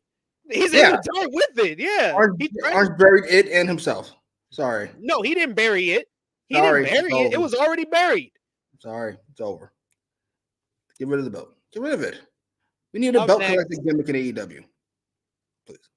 Up next, here we go. Something happened? Kenny Omega comes out for an in-ring promo. Alongside, it comes out Chris Jericho. Yes, the Golden Jets are here to discuss some things. We get our first Golden Jets chant, which Kenny Omega mentions on commentary. Jericho mentions on the mic, and then Kenny Omega says they also were chanting Jericho. That's cool. They said that they have a shot at the AEW World Tag Team titles, but they haven't been here in a couple of weeks because they attacked Chris Jericho following Full Gear and then attacked Kenny Omega on Collision. So they want the AEW World Tag Team champions to come out here right now. So this brings out Ricky and Big Bill with the letter with Ricky Starks suggesting that, Big Bill suggesting that Jericho is just going to turn on Omega, and who wouldn't be surprised about that? Omega comes back and he says that, you talk about people turning on each other and talk about your groups since they brought up Jericho Appreciation Society and the Inner Circle. Well, he brings up that Big Bill was a part of the firm, and it wasn't that firm. It was kind of flaccid, or in your words, it was soft. That was a good line. One of the only good lines in this whole thing. The title, they suggest that they want the title match on December 30th at World's End. Ricky Starks and Big Bill say they are so good as a tag team. They are the best tag team in the world that they don't even need a name. And they also bring up the fact that Ricky Starks has beaten Jericho twice already. But Jericho says that he thinks that they should have a name and they need a name. So Jericho starts suggesting some names, which half of them get bleeped out. And then his big zinger, guys, is mixing their two names together and calling them Big Billy Starks. Get it? And even Ricky has to stay on the mic. Well, that fell flat. And Jericho did. Jericho then says that Starks is a better dressed, less charismatic version of Enzo Amore, which was a good line too. That was one of the few good lines. With Omega saying that Enzo wouldn't take all of Big Bill's spotlight. Ricky Starks then tries to cut a passionate promo talking about how they fought to get these titles and how they'll beat them and send them to the back of the line. How Jericho is just a clout chaser and he's going to put them down at World's End. And Omega ends this segment mercifully with a bid you adieu, goodbye, and good night. Bang. And that is what many people wish they were doing. Bang to their temple after watching that segment. What did you think about this segment? As a Kenny Omega fan, I have never seen this man more disinterested in my life. I feel like he just woke up. He really was really and it's some people saying like, oh, Kenny Omega's promo style is not good for like back and forth. I was like, no, it works better when he's an asshole heel. That's just what it is. But it can work with him as a babyface. We've seen it work with him as a babyface, but he plays the cocky babyface. But he should not be the one trying to tell jokes and all that. When he called them the Winnipeg Jets instead of the Golden Jets, like he forgot their name. That's when I knew. I was like, this, yeah, he's disinterested. He's not there. He wished he was in the Continental Classic.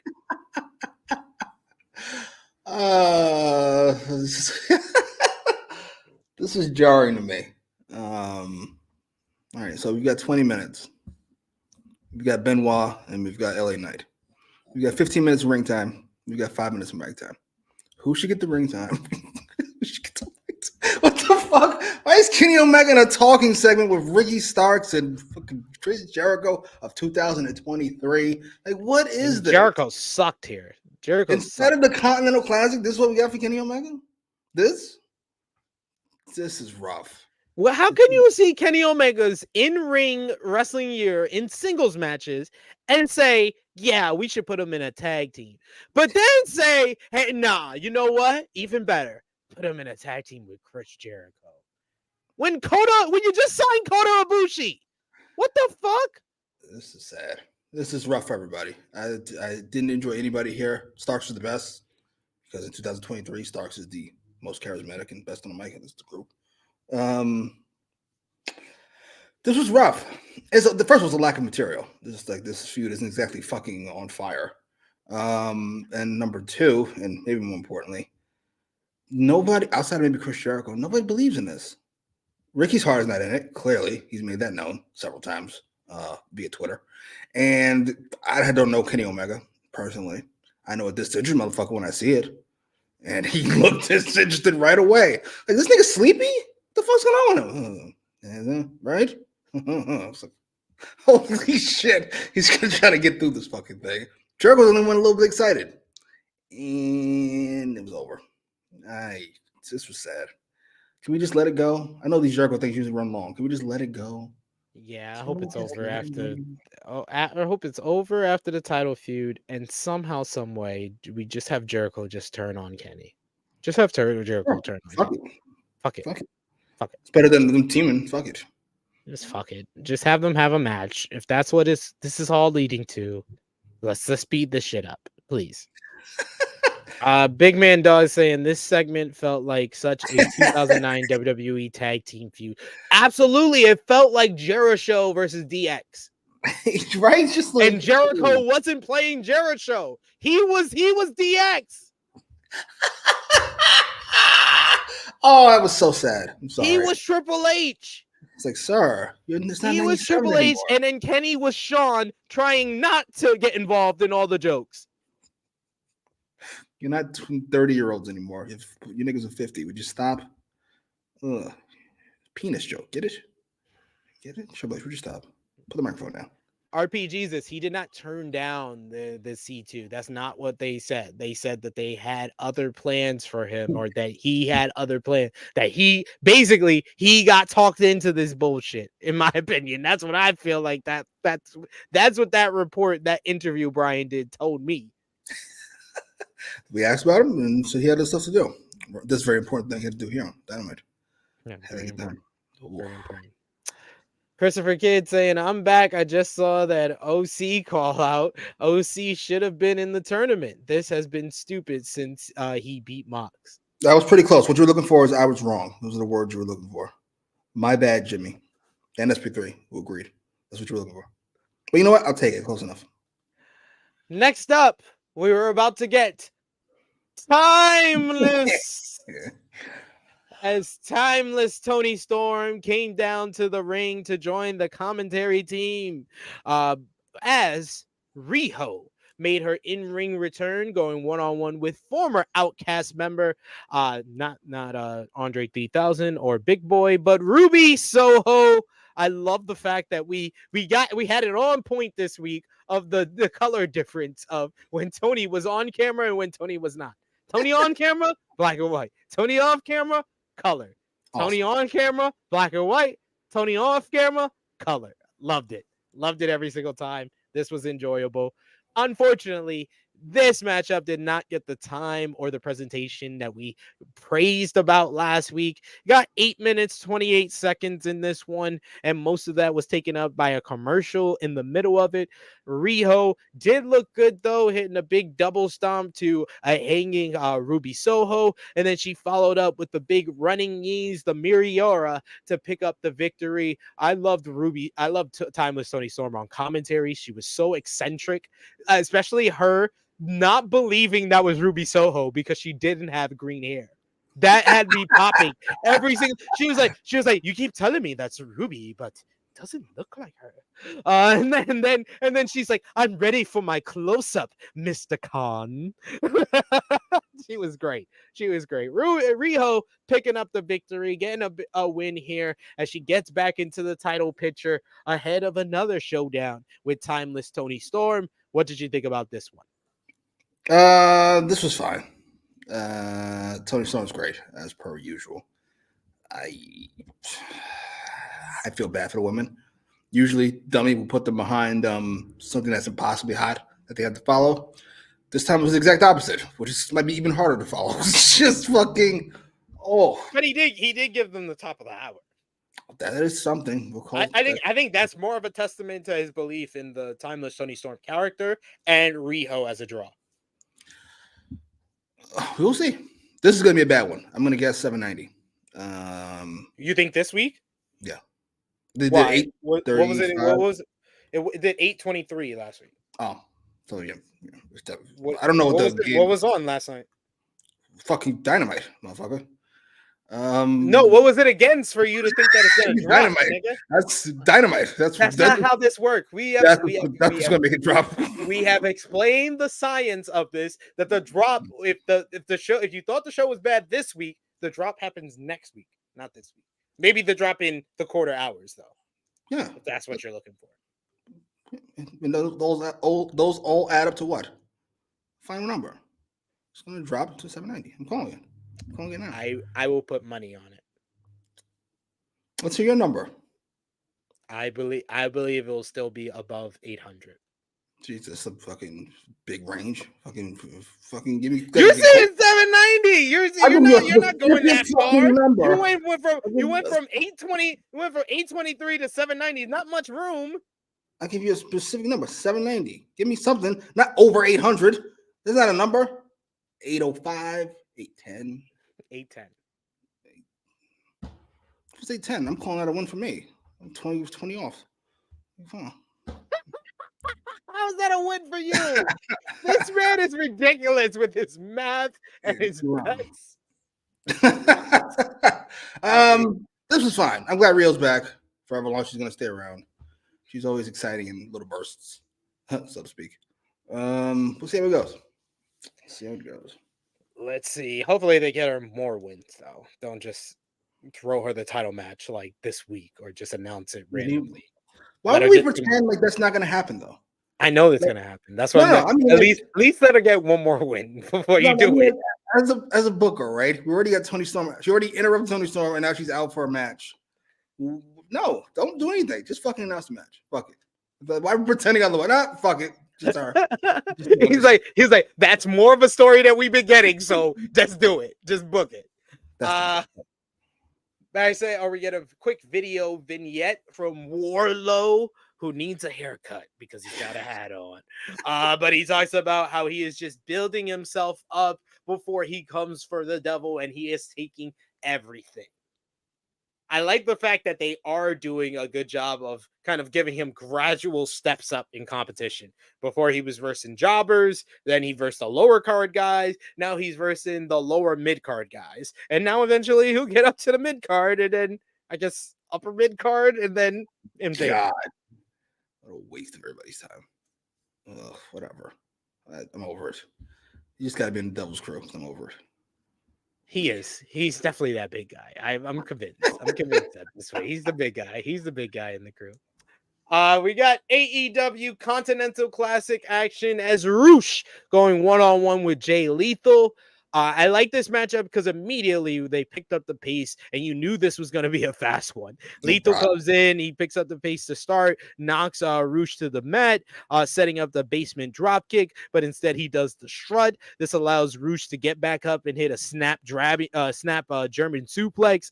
They head outside where Roosh is just beating the hell out of Lethal on the floor. We get the Tranquilo pose, which gives Lethal a breather before he comes back. He hits a Lethal combination, but Roosh runs him over again, and then we get a super kick, cuts off the bull's horns by Roosh. Eventually, though, when Lethal goes for the lethal injection, Roosh casts him into a rear naked choke, the same finish that put him away against Jon Moxley last week. He gets the win with it this week in the Continental Classic to pick up his second win, 6 points overall. So he is one off the leaderboard at this point. Lethal is, of course, eliminated officially 0-4. We did see him after the matchup being very upset about his performance with Team TNA, who seemed more somber than we usually see from them, while Roosh is celebrating on the outside as now he has a chance to get back into the playoffs for the tournament. What did you think about this one? This was fine for what it was, but I like the change of pace, making it a shorter matchup because it did not need to be longer than it was. No, let's not pretend like we know what's about to happen. Let's hurry and get that out the way. What I want to say about this match. Oh, right. Fucking Tony Schiavone. Roosh showing a little more desperation. You know he's not. A sense of urgency. No, he isn't. And he said that while he was doing that stupid pose he does. No, he isn't. Exactly. The same Roosh match he always has. It was fine. And I did like the lethal stuff afterwards. Will it lead someplace? Yes, it will lead to him dumping Team Jarrett and fucking being relegated to the nigger hole. That is what's about to happen. I'm calling it here and fucking now. You're welcome. Saved you 3 months. Go back to Ring of Honor. Oh, sounds perfect, actually. Yeah, I liked Roosh using the Moxley finish. He holds a grudge, ladies and gentlemen. He's like, I'm still thinking about how I lost last week. Like that. I like that little touch there. Have they this is the random. I'm not knocking them for this if they haven't. I'm assuming they haven't. Have they said what happens if somebody interferes in one of these fucking things? Like if Roosh is coming down and beat the shit out of Moxley, what would happen to everybody? Oh, I think the person will be suspended and the person in the tournament would be ejected from the tournament, basically. I like it. Yeah. I man, this tournament, it's been a godsend. But like I said, I like the fact that the best thing about this matchup was that it was short and sweet because it did not need to be any longer than it was, because we got something similar in the matchup where, Lethal went into the last matchup at 0-3 with nothing to lose, really just playing the spoiler. We got another of that in the next matchup. Before that, we did get a video package for Jon Moxley and Swerve Strickland. Like we always said, thumbs up for hyping up the main event. Appreciate you. Appreciate y'all continuing that. But next up was Gold League action in the Continental Classic. Switchblade Jay White at 2-1, going one-on-one with Mark Briscoe at 0-3. Mark Briscoe trying to play the role of spoiler against Switchblade Jay White, while Jay White is trying to keep the pace with Swerve Strickland as well as Jon Moxley ahead of the final matchup in the group. And man, Mark Briscoe, what can we say about Mark Briscoe? Like, I will say, I was going to debate you when you were saying Mark Briscoe is up here like top 5 workers in this tournament. But every single week he proves it that he is. Like, he still does it all. Like, he could do and even on the mic, he could do serious promos. He could do comedy. He could do these hard-hitting, fast-paced strike matches. He could do the underdog babyface battle. And despite him being 0-3, once again, back-to-back weeks, this dude had me cheering for him. And I'm like, please, Mark, he's just gonna win. Like, I just want, you don't want Mark to lose, even though you know that it's the most likely scenario. That's what makes these matches so captivating. Last week was better, but this one was another great matchup. Him and Switchblade have some really good chemistry, good back and forth encounters, especially late down the stretch. I love that Mark hits the froggy bow early in the first minute of the matchup, and then Switchblade immediately goes out to the floor, and to avoid getting put back into the ring, he's holding on to the cable wires and messing with the mics. I was like, this is 3D chess of being a heel. Switchblade just gets it. And this is another brilliantly placed matchup, as finally in the end, 11 minutes, 40 seconds, Switchblade hits the Blade Runner to pick up the victory after getting his knees up on a second froggy bow. Another great matchup between Mark Briscoe and Switchblade Jay White. Jay White now 3-1, 9 points overall in the tournament. He is tied with Moxley and Swerve ahead of their main event matchup, and he has a chance to make the playoffs with a win next week. What did you think about this one, Switchblade Jay White versus Mark Briscoe? Before I forget, is there any way to have a 3-way tie? Yes. Okay. They did confirm the scenario. Spoiler alert for anyone who didn't see the main event. You should probably watch the show before you watch the review. But with Moxley's win in the main event, the scenario that we get a 3-way tie is if Swerve beats Roosh next week and Switchblade beats Mox. That's how we get a 3-way tie, because they will all be 4-1. I don't know what I want. If I want Swerve, I want that. That's what I want. I want the 3-way tie. Honestly, I'm not mad at it. You talked a lot about Jay White's heel work. I too will talk Jay White's heel work. He is Vince McMahon's greatest heel ever. Obviously, that's just is what it is. After that, there's a bunch of guys. Flair, H, Orton. I don't know if it feels blasphemous to put Jay White in that group, but you said he gets it. He feels scummy. He feels like this, or a cockroach. He won't fucking die. I love Jay White. He's just so much fun. Even after he lost, after he won this match, when he got up, he was shaking his shit. It was like he barely made it out of there. He's so good. Holy shit. It's like he has pieces of all the heels I've ever loved. There's a little bit of the Flair selling.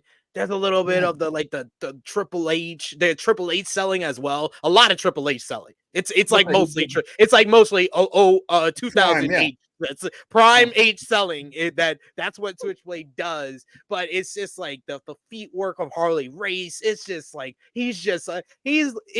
whatever JBL line of if you put a pro wrestler in a factory and you made it up, it would be Randy Orton. If you put a heel wrestler in a factory, it would be Switchblade Jay White. He's so good. I am not rooting for the triple threat just so Jay White can be in it. That's what I want. I just want that for Jay. At least Jay makes it to the group final. At least make it to the group final. And then the three-way, you can take the loss in the three-way. I don't even care. I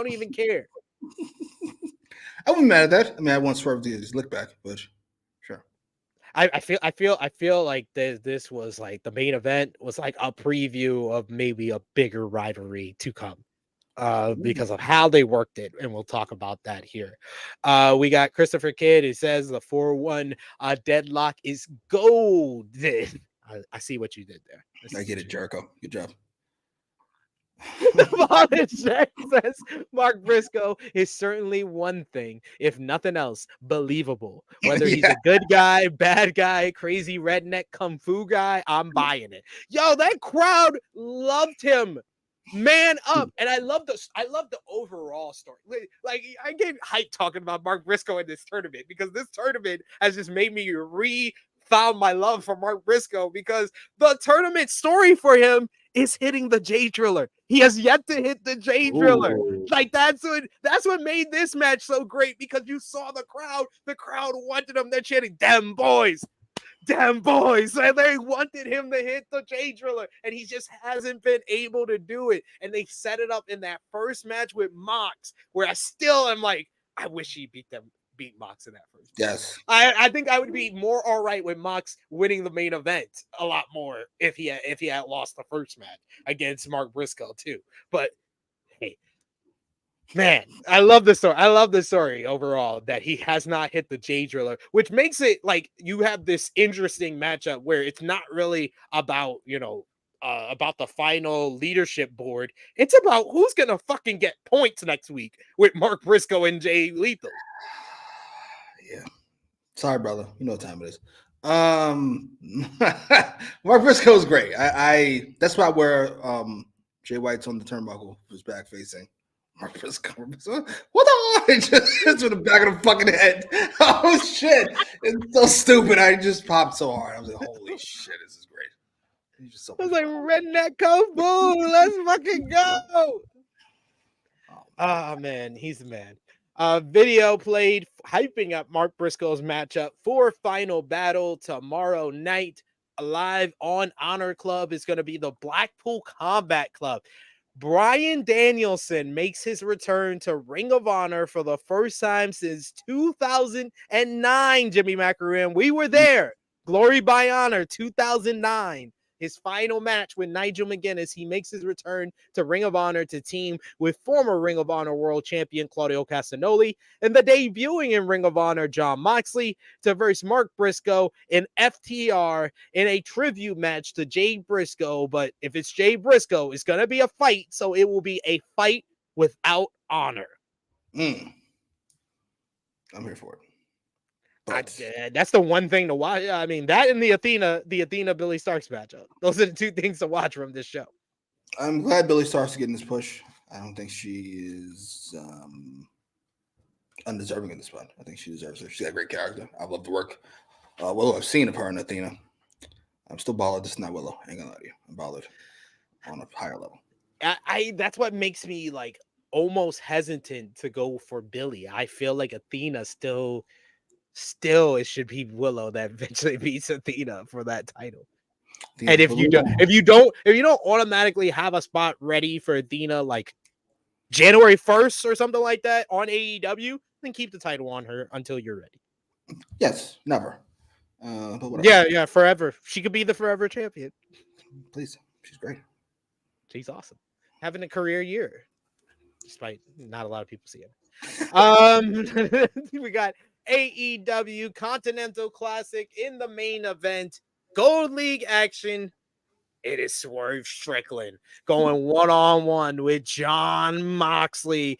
And this is what you call the big fight field, Jimmy Macram. The crowd was on their feet. Loud chants for both guys at the start, but slowly but surely, we saw that this Texas crowd, even though it's a slave state, they were going for Swerve Strickland.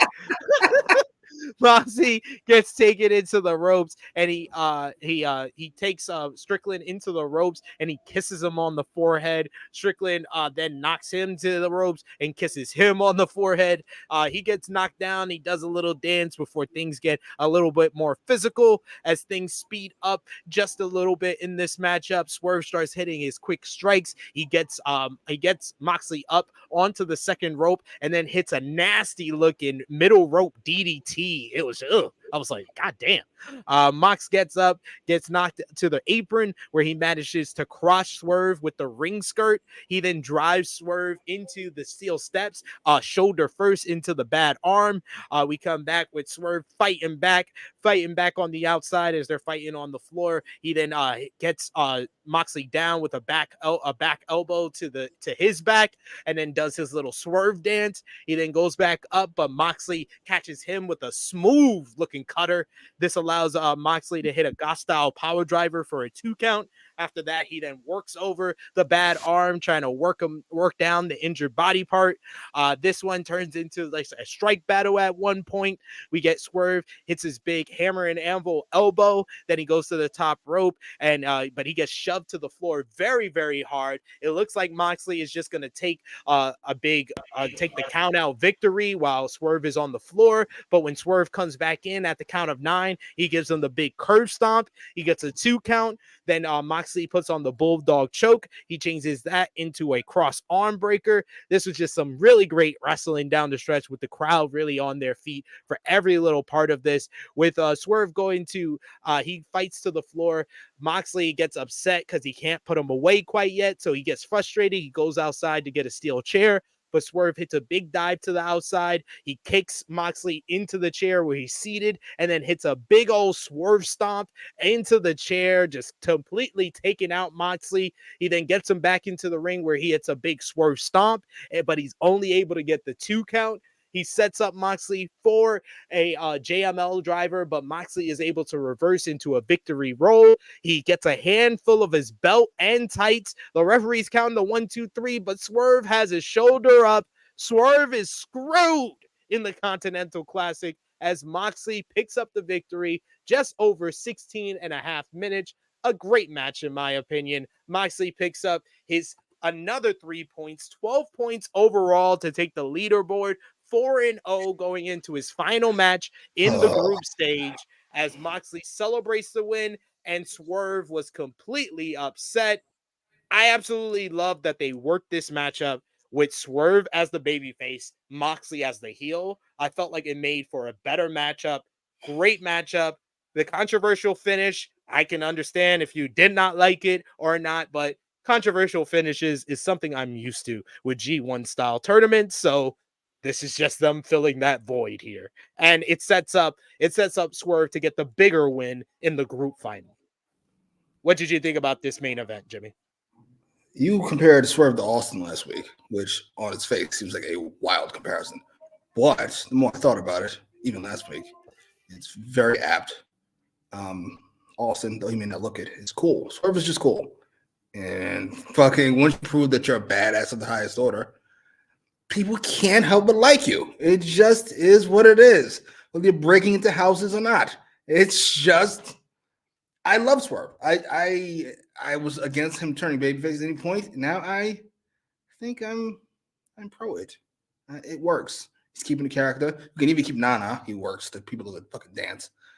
And people love Nana. Nana has only helped the popularity of Swerve. Right? And that might be blasphemous. I'm not gonna say it. I've been picking on Moxley recently. I was waiting for you to pick on Moxley. But like when you see him and Swerve together, right? When you see him and Swerve together,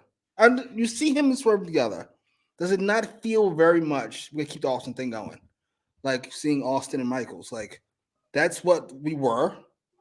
This is what we're doing now. This is the thing now. This is it. Just no disrespect, but this is where we're going. And Swerve is the guy. I'm not mad at the finish. The match was fine. I really loved the opening with the initial kiss. And then it just kind of, I don't say devolved into like a regular match, but like, yeah, it was fine. I thought it was a great match. I thought it was like an appetizer, a great appetizer. Great match is strong. Like fucking Dragon and Andrade is a great match. No, that was excellent. Oh, fair enough. Great match is like 4 stars, 4.25 at best. Well, you know what you get 4.25 to. I'll never forget. I'll never forgive. You act like I harmed you. This motherfucker acting like me rating a match higher than him is no, not higher than me. It's not about rating it higher than me. It's about rating it the same as Andrade and Buddy. That is the issue. This is where 2 wrongs would have made a right. So if I would have gave Andrade and Buddy 4.5, if you'd have given Andrade and Buddy, you get the rating right. That's what the fucked up part. So I should have gave Ishii and Mox 4 stars. 3 stars, 3.5. Oh, no, this is blasphemy. It's not close. The match is not close. They're not close to each other. This is blasphemy. This is where 2 wrongs would have made it right. Like if you'd have gave Buddy and Andrade 5 and gave this 4.25, at least I can understand. It's like, oh, that's the big fucking gap. Yeah, that's the way it should be. Both of us are wrong, but I get it. Instead, you gave fucking Buddy and Andrade 4.25, which is right, and then this 4.25, and the whole thing is wrong. You got the whole fucking thing away. No. No disrespect to me. I mean, I gave Roosh and Moxley last week 3 3/4, and Dave gave it 4.25. Jesus fucking Christ, Dave's not fucking like. Can we? I know he rated that the same. I believe he rated that the same as Briscoe and Swerve. What are we doing? I was like, dude, what? Did you hear? This is random.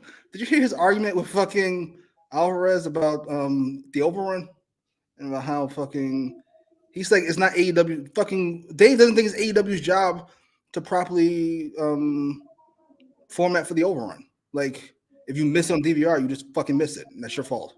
That's what Dave feels. You should prepare for this. He's officially lost his mind. He's officially gone off the end. He's a snob now. Yes. What the fuck?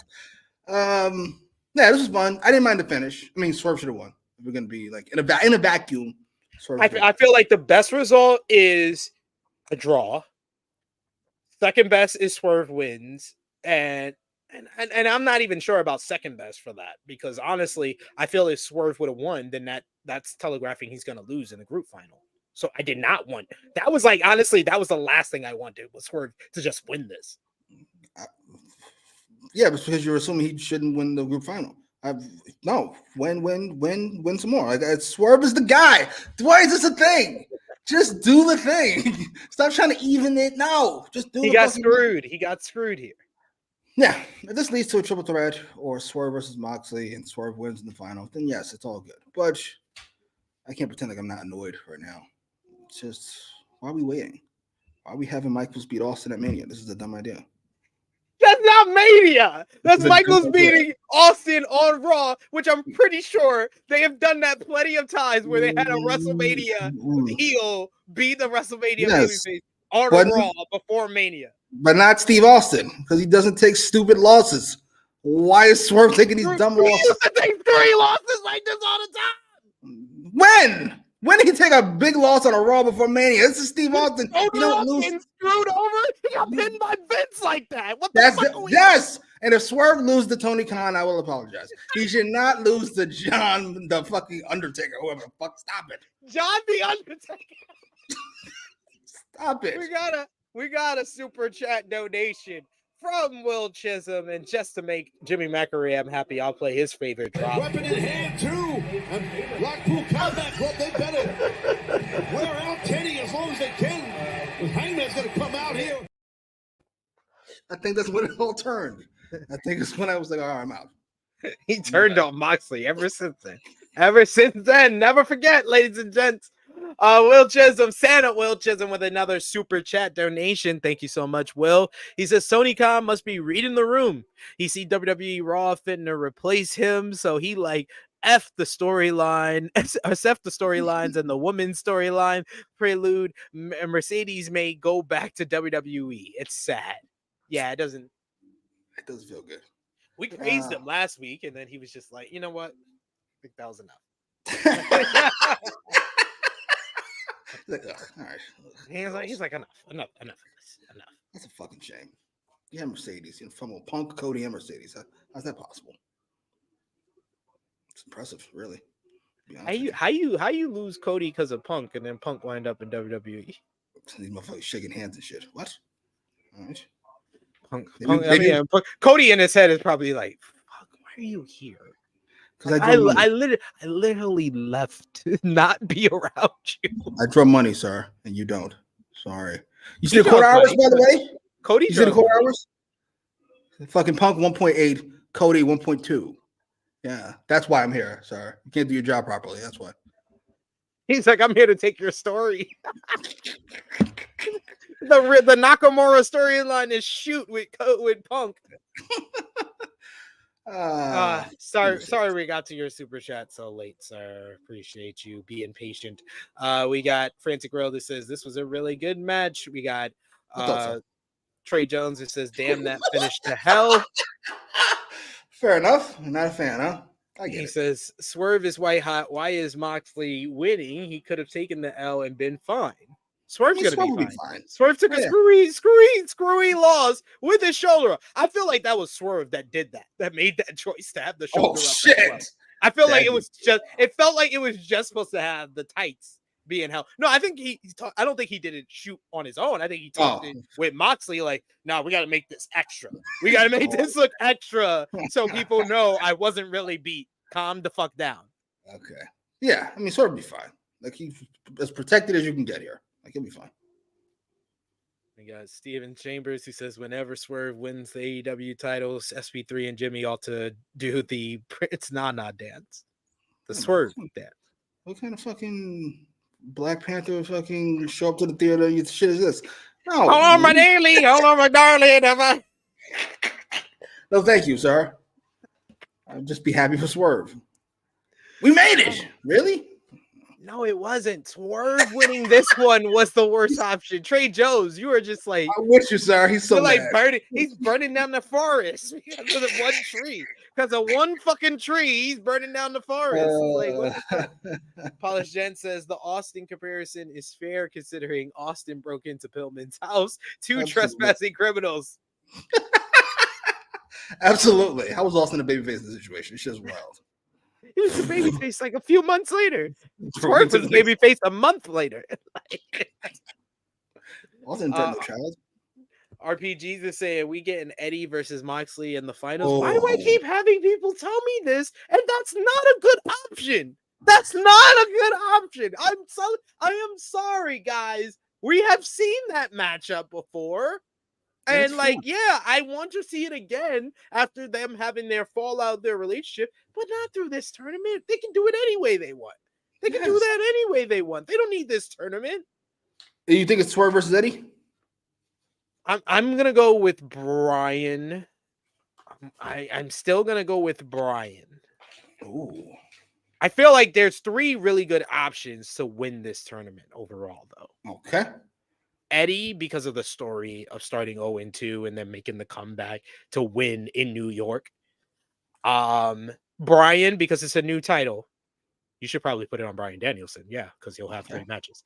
And Swerve Strickland, because it will feel like the next step in his trajectory up the ladder. Agreed. Yeah, that is that. I will agree with that, Trey Jones. Mox is not one of them. So I don't even want him in the finals because it's like, I don't believe you're going to win then.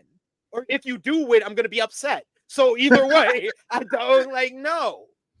I love Mox. I am a fan of Mox. I am not the Mox hater.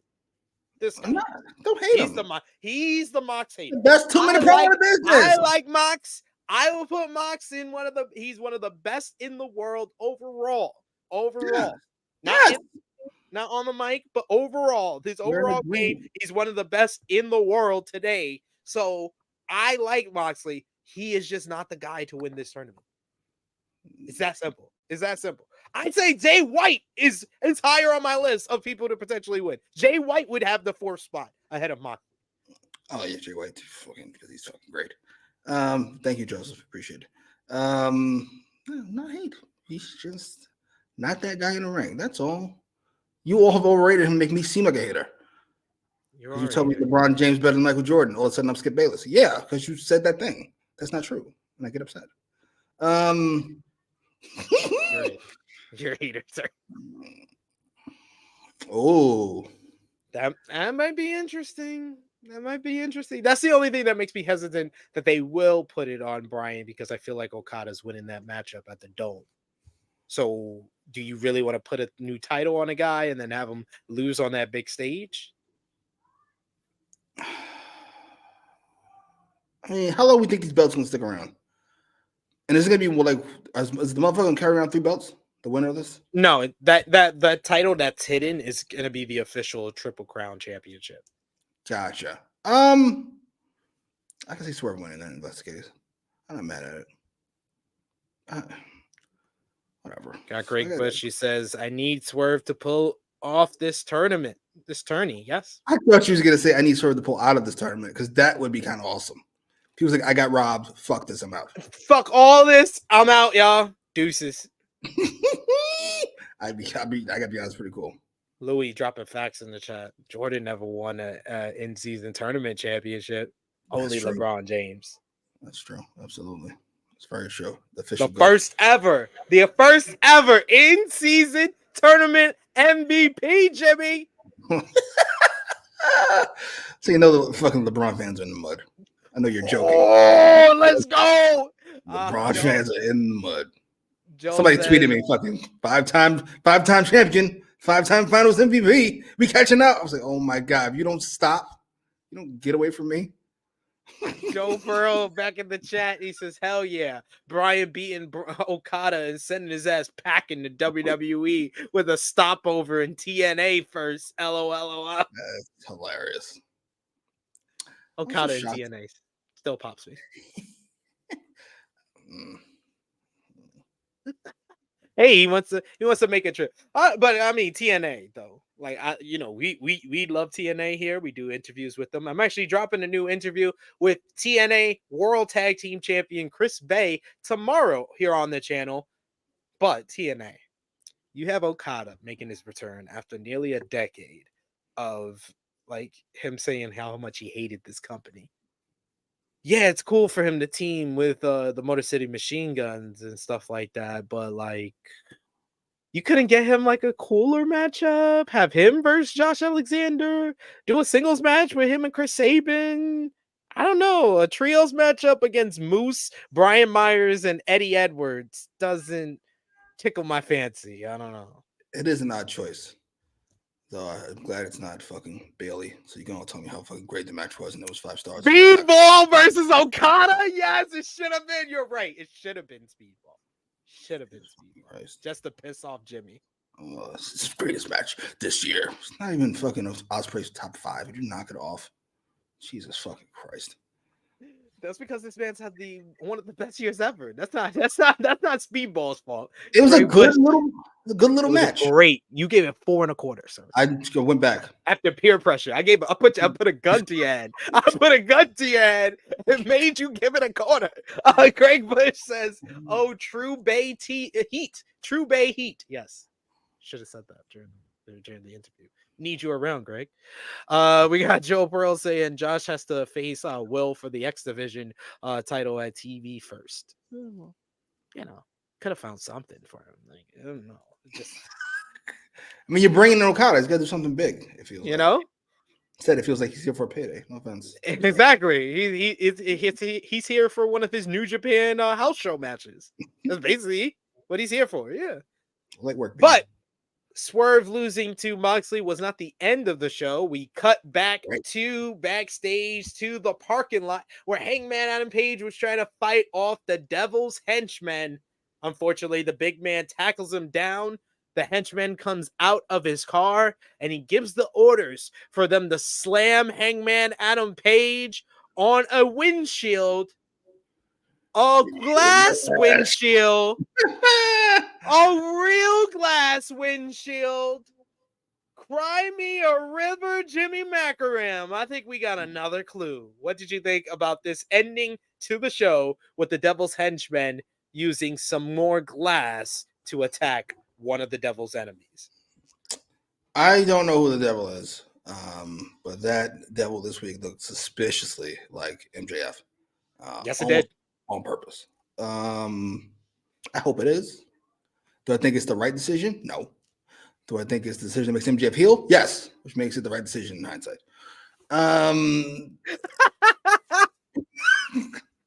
It's been rough. I had to take MJF out of my top 10 greatest ever because he doesn't meet the criteria anymore. He's not a great babyface, so you're out. Damn. This is just. Is everybody in your top 10 a good babyface and heel? Everybody in my top 10 can play a great babyface. The one I mentioned earlier, Flair. He's never babyface. When he is, he's good at it. He's Ric Flair. Flair, Macho, Austin, Angle, Jericho, Eddie, Guerrero, and Punk.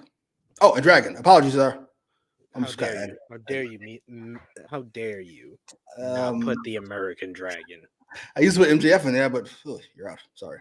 Baby shit stinks. Stinks is strong. It's fine. Like, it's fine. In comparison to old MJF, it stinks. If this is Jack Perry, this is all time bad. I'm sorry. I don't know what anybody says. You missed out on the opportunity to make money off Punk. You're not gonna make any money off Punk pretending Jack Perry is. No, it's over. It's over. It's over. All right. I mean, listen. Not somebody I feel bad for. Like, Jack Perry has got a fine life. Enjoy yourself, sir. Absolutely. But I don't need you as a devil, even a little bit. Yeah, like that's what I said. Like, yeah, it would be some really bad payoff to this whole thing if it winds up being Jack Perry. Like, it don't matter if the explanation is immaculate. This would be god awful. This would be like you invested 4 months of TV into this. 4 months of TV. This is you have hit the stage when you do 4 months of a whodunit story in wrestling. You then have to pay off with the person that everybody thinks it is. Like we talked about earlier with the Austin gets run down. With the one Austin gets run down, it should have just been Triple H. It should have. They tried to go with the shock factor of, oh, we didn't think about him at all. Yeah, and that did not work. So yeah, it's gotta be Cole, sadly. It's gotta be Cole. Yeah. Bridge. Somebody Cole to or MJF. I'll take MJF because it does make sense. We talked about it last week that it does make sense if it is MJF. And Roderick literally, I feel like Roderick Strong also watches the Ramble because he literally laid out everything that I said last week, where I said it attacked Jay White after he came up to him. It attacked the Acclaim, which MJF said he wasn't really fond of, and they lost that matchup before he scissored with them. I was like, I added all those up, and then Roderick said it on TV, so it would not be out the realm of possibility that yes, this pays off to be MJF in the end. That's my fucking hope. That having Roderick bring it up is supposed to throw us off the scent. That there's no way Roderick bring up MJF if it's actually MJF. I just hope it's MJF. Please. And thank you. Yeah, it would be great that Roderick Strong has been playing Freddy from a pup named Scooby-Doo. And then it's that one episode. It's that one episode when Red Herring is the one behind the mask. Told you. Yeah, this would be the greatest day of Roderick Shaw's life if it's MJF. I was right all along. Oh, that could be fun. And who, if it's MJF? Oh, go ahead. No, go ahead. If it's MJF, who the rest of the crew? Because you remember, you think one of them is Wardlow. Wardlow doesn't even know who he's working for. That'd be hilarious. Big dummy. You big dum-dum. You big dum-dum. You've been working for the devil all this time. Oh, that'd be hilarious. Comic book ass twist. I'd be here for it. And all of this, him going after MJF is just them trying to just go off the scent. Yeah. Ooh. Because he's never attacked MJF. He just grabbed him up and put him against the wall. You could do that. That's the play. Yeah, you've had plenty of times. It was like MJF, you've done nothing, sir. I'd be so hyped. Let's go. Mm-hmm. And then the rest of them, it's Roddy, the Kingdom. Roddy was literally saying it the whole time to throw people off because he knew if he said it, they wouldn't believe him. Oh, I really hope it's MJF now. I love that we have made sense of this, and it's probably the farthest thing that they're thinking of. Yeah, it's just the Adam Cole company. Whatever. Christopher Kidd. It's gonna be Jack Perry at this point. Oh my God. Christopher Kidd with a super chat donation. Thank you so much, Christopher Kidd. We appreciate the support. They go on Twitter. I don't see how this is gonna work. This is absolutely ridiculous. Send. Christopher Kidd says, book your ideal ending to World's End. Oh, you're not gonna put Joe over if we're doing MJF as the devil. Devil comes down. Who do you think is in the group? I don't know who you think. I told you who I think. The Kingdom, essentially. Do I like MJF with the Kingdom?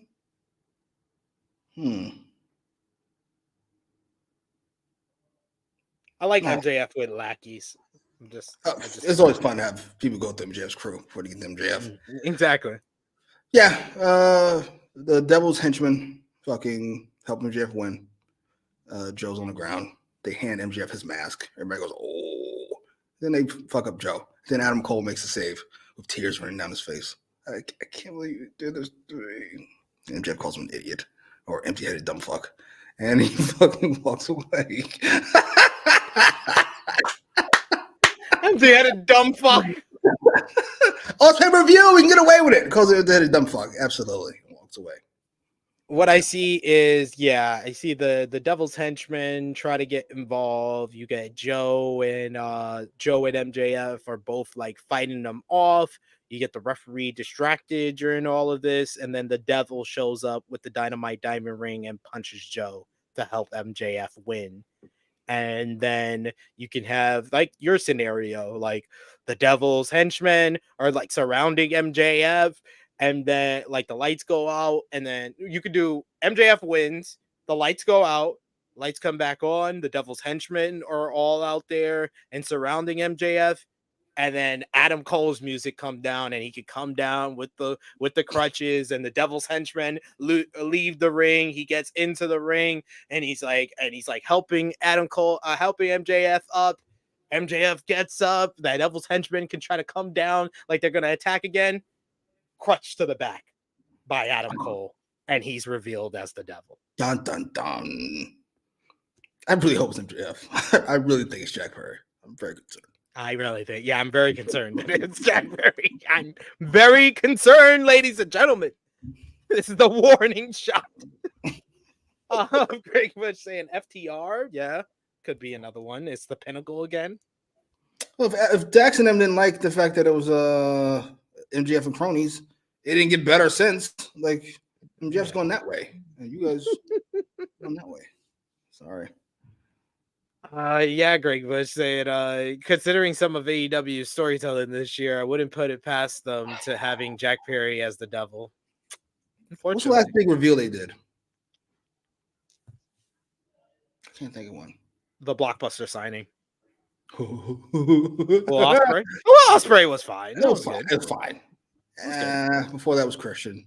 Also fine. It turned out great. But turned out superb after like. By the way, how do you have Edge and or Christian on the show? Talking about something. Yeah, that's great. That's great.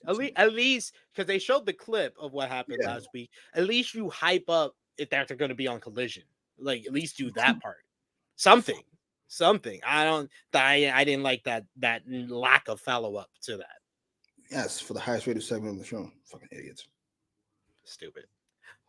We got another super chat donation from, of course, Santa Will Chisholm. Thank you. Jesus. Will Chisholm, we appreciate he wants me to work with pricks constantly. That's what it is. Nevertheless, close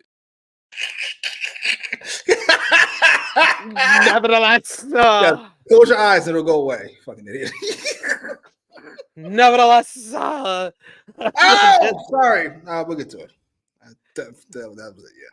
Will Jessup saying Tony Khan may have it be Jack Perry before CM Punk is trying to kick AEW out the crib. If this happens, where do y'all rank CM Punk petty levels of all time? 10. He's the all-time petty All-time person. petty. To go back to the places you hate, even if it turns out great, even if Vince is not there anymore, even if you make up with Triple H, even if all this stuff is true, even if everything he said is true, the fact that you were open to it out of pure spite puts it at a 10. I'm here for it. It just is what it is. Yeah, it just is what it is. Like, it is what it is. Like, that's why I am more watching Punk on WWE to see what Punk we get, because like we've had now 4 appearances from Punk.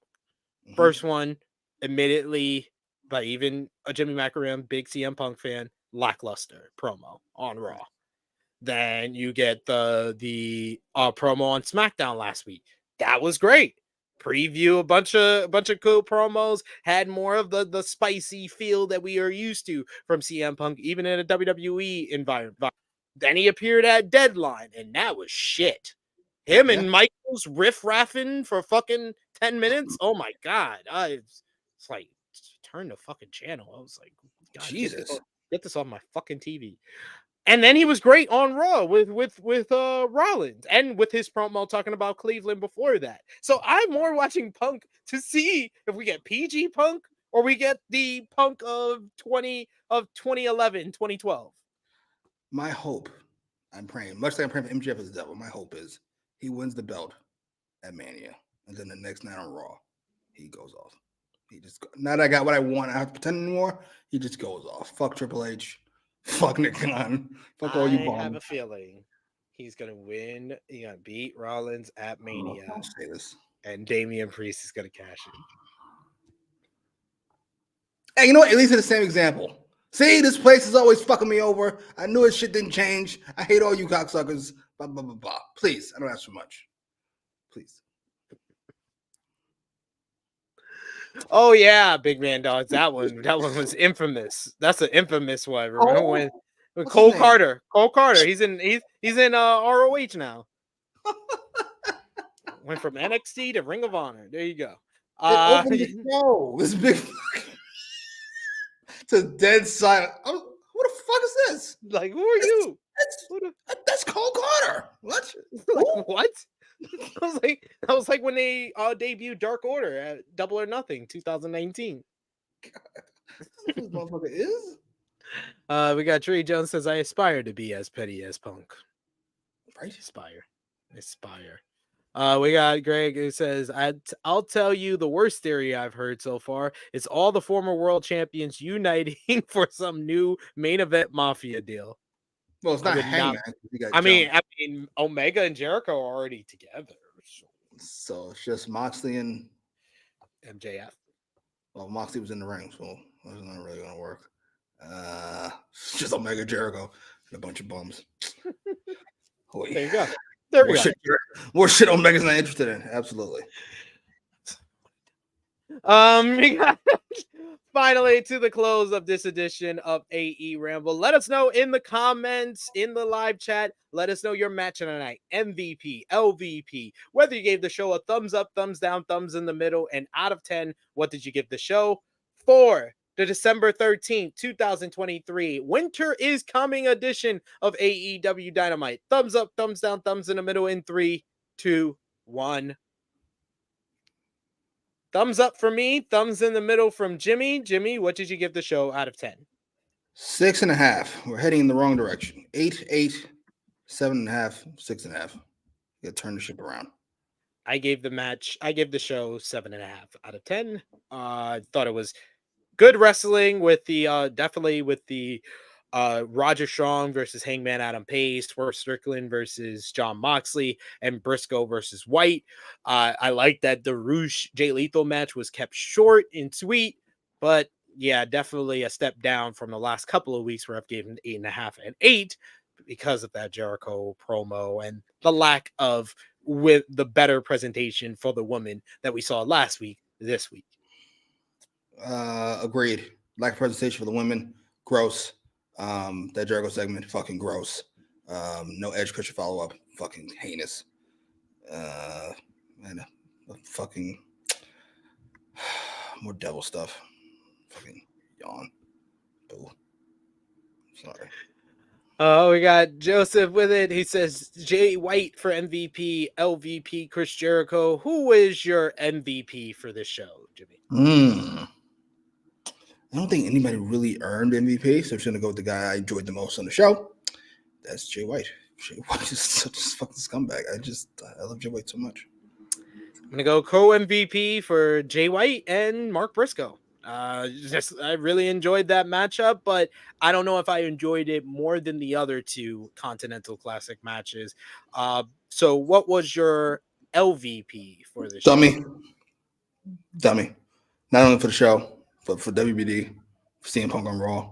There's a whole bunch of shit I gave MVP for, but LVP. Yep, it's got to go to Tony Khan and Chris Jericho, and I'm not going to blame Kenny Omega because Kenny Omega was talking to this, ladies and gentlemen. He held hostage. He is being held hostage. I know a hostage situation when I see one. You ain't gonna fool me otherwise. Tony Khan and Chris Jericho, what you're doing to our Kenny Omega is wrong. It is wrong. This was Winter's Coming. Holy shit. What was your match of the night, Jimmy? Boy, that's rough. Come on, you said you like matches. You act like there was no matches you like. Good matches. None of them which stand out to me as better than the others. I probably lean Brody and Andrade because it's just my style of match. But I'm gonna go with Jay White again. I just enjoyed Jay White. His heel work is so not regular. It's so Flair. It's so Triple H. It's so great. I'm going with Jay White and Mark Briscoe. And Mark Briscoe's fucking hilarious. So animated. I've met at the ROH World Title run. I'm gonna go with a rare co-match of the night. Andrade and Brody and Swerve and Mox for me. I'm not mad at that. This is my favorite Mox match in a while. I enjoyed both of those matches quite a little bit. Just the crowd energy for that main event just added a lot to the matchup. And the fact that they did a totally different... I fully expected Swerve to work heel in this matchup. And the fact that he took the heat and worked babyface from underneath made it more enjoyable. So, yes, at least somebody's paying attention. Who produced this, you think? Somebody's paying attention to Swerve's most over motherfucker here. Real Shivani. I mean, most of the matches outside of the Briscoe match, he's been booked as the face. Turn him. Put him against the devil in them. Well, I guess you gotta wait because he'll lose like immediately. So let's wait a little bit. We got Christopher Kidd saying AEW global warming. I mean, to be fair, it's been gross outside. It's fucking middle of December. It's 50 degrees outside. We got Ace who says match of the night, Brody King versus Andrade. We got Safet who says MVP Jay White and Kenny Omega. Kenny Omega? What kind of sympathy shit is this? Like you went the totally other way. I just blame Tony and Jericho. I ain't gonna give Kenny MVP for that performance. What we doing? Jimmy, let the people know where they can follow you on social media and what you got going on over on your channel. On Twitter, where I can read what you have to say and then block you and then forget why I did it. Apparently, I am sorry. Sorry. I'm sorry. I don't remember. I want to remember.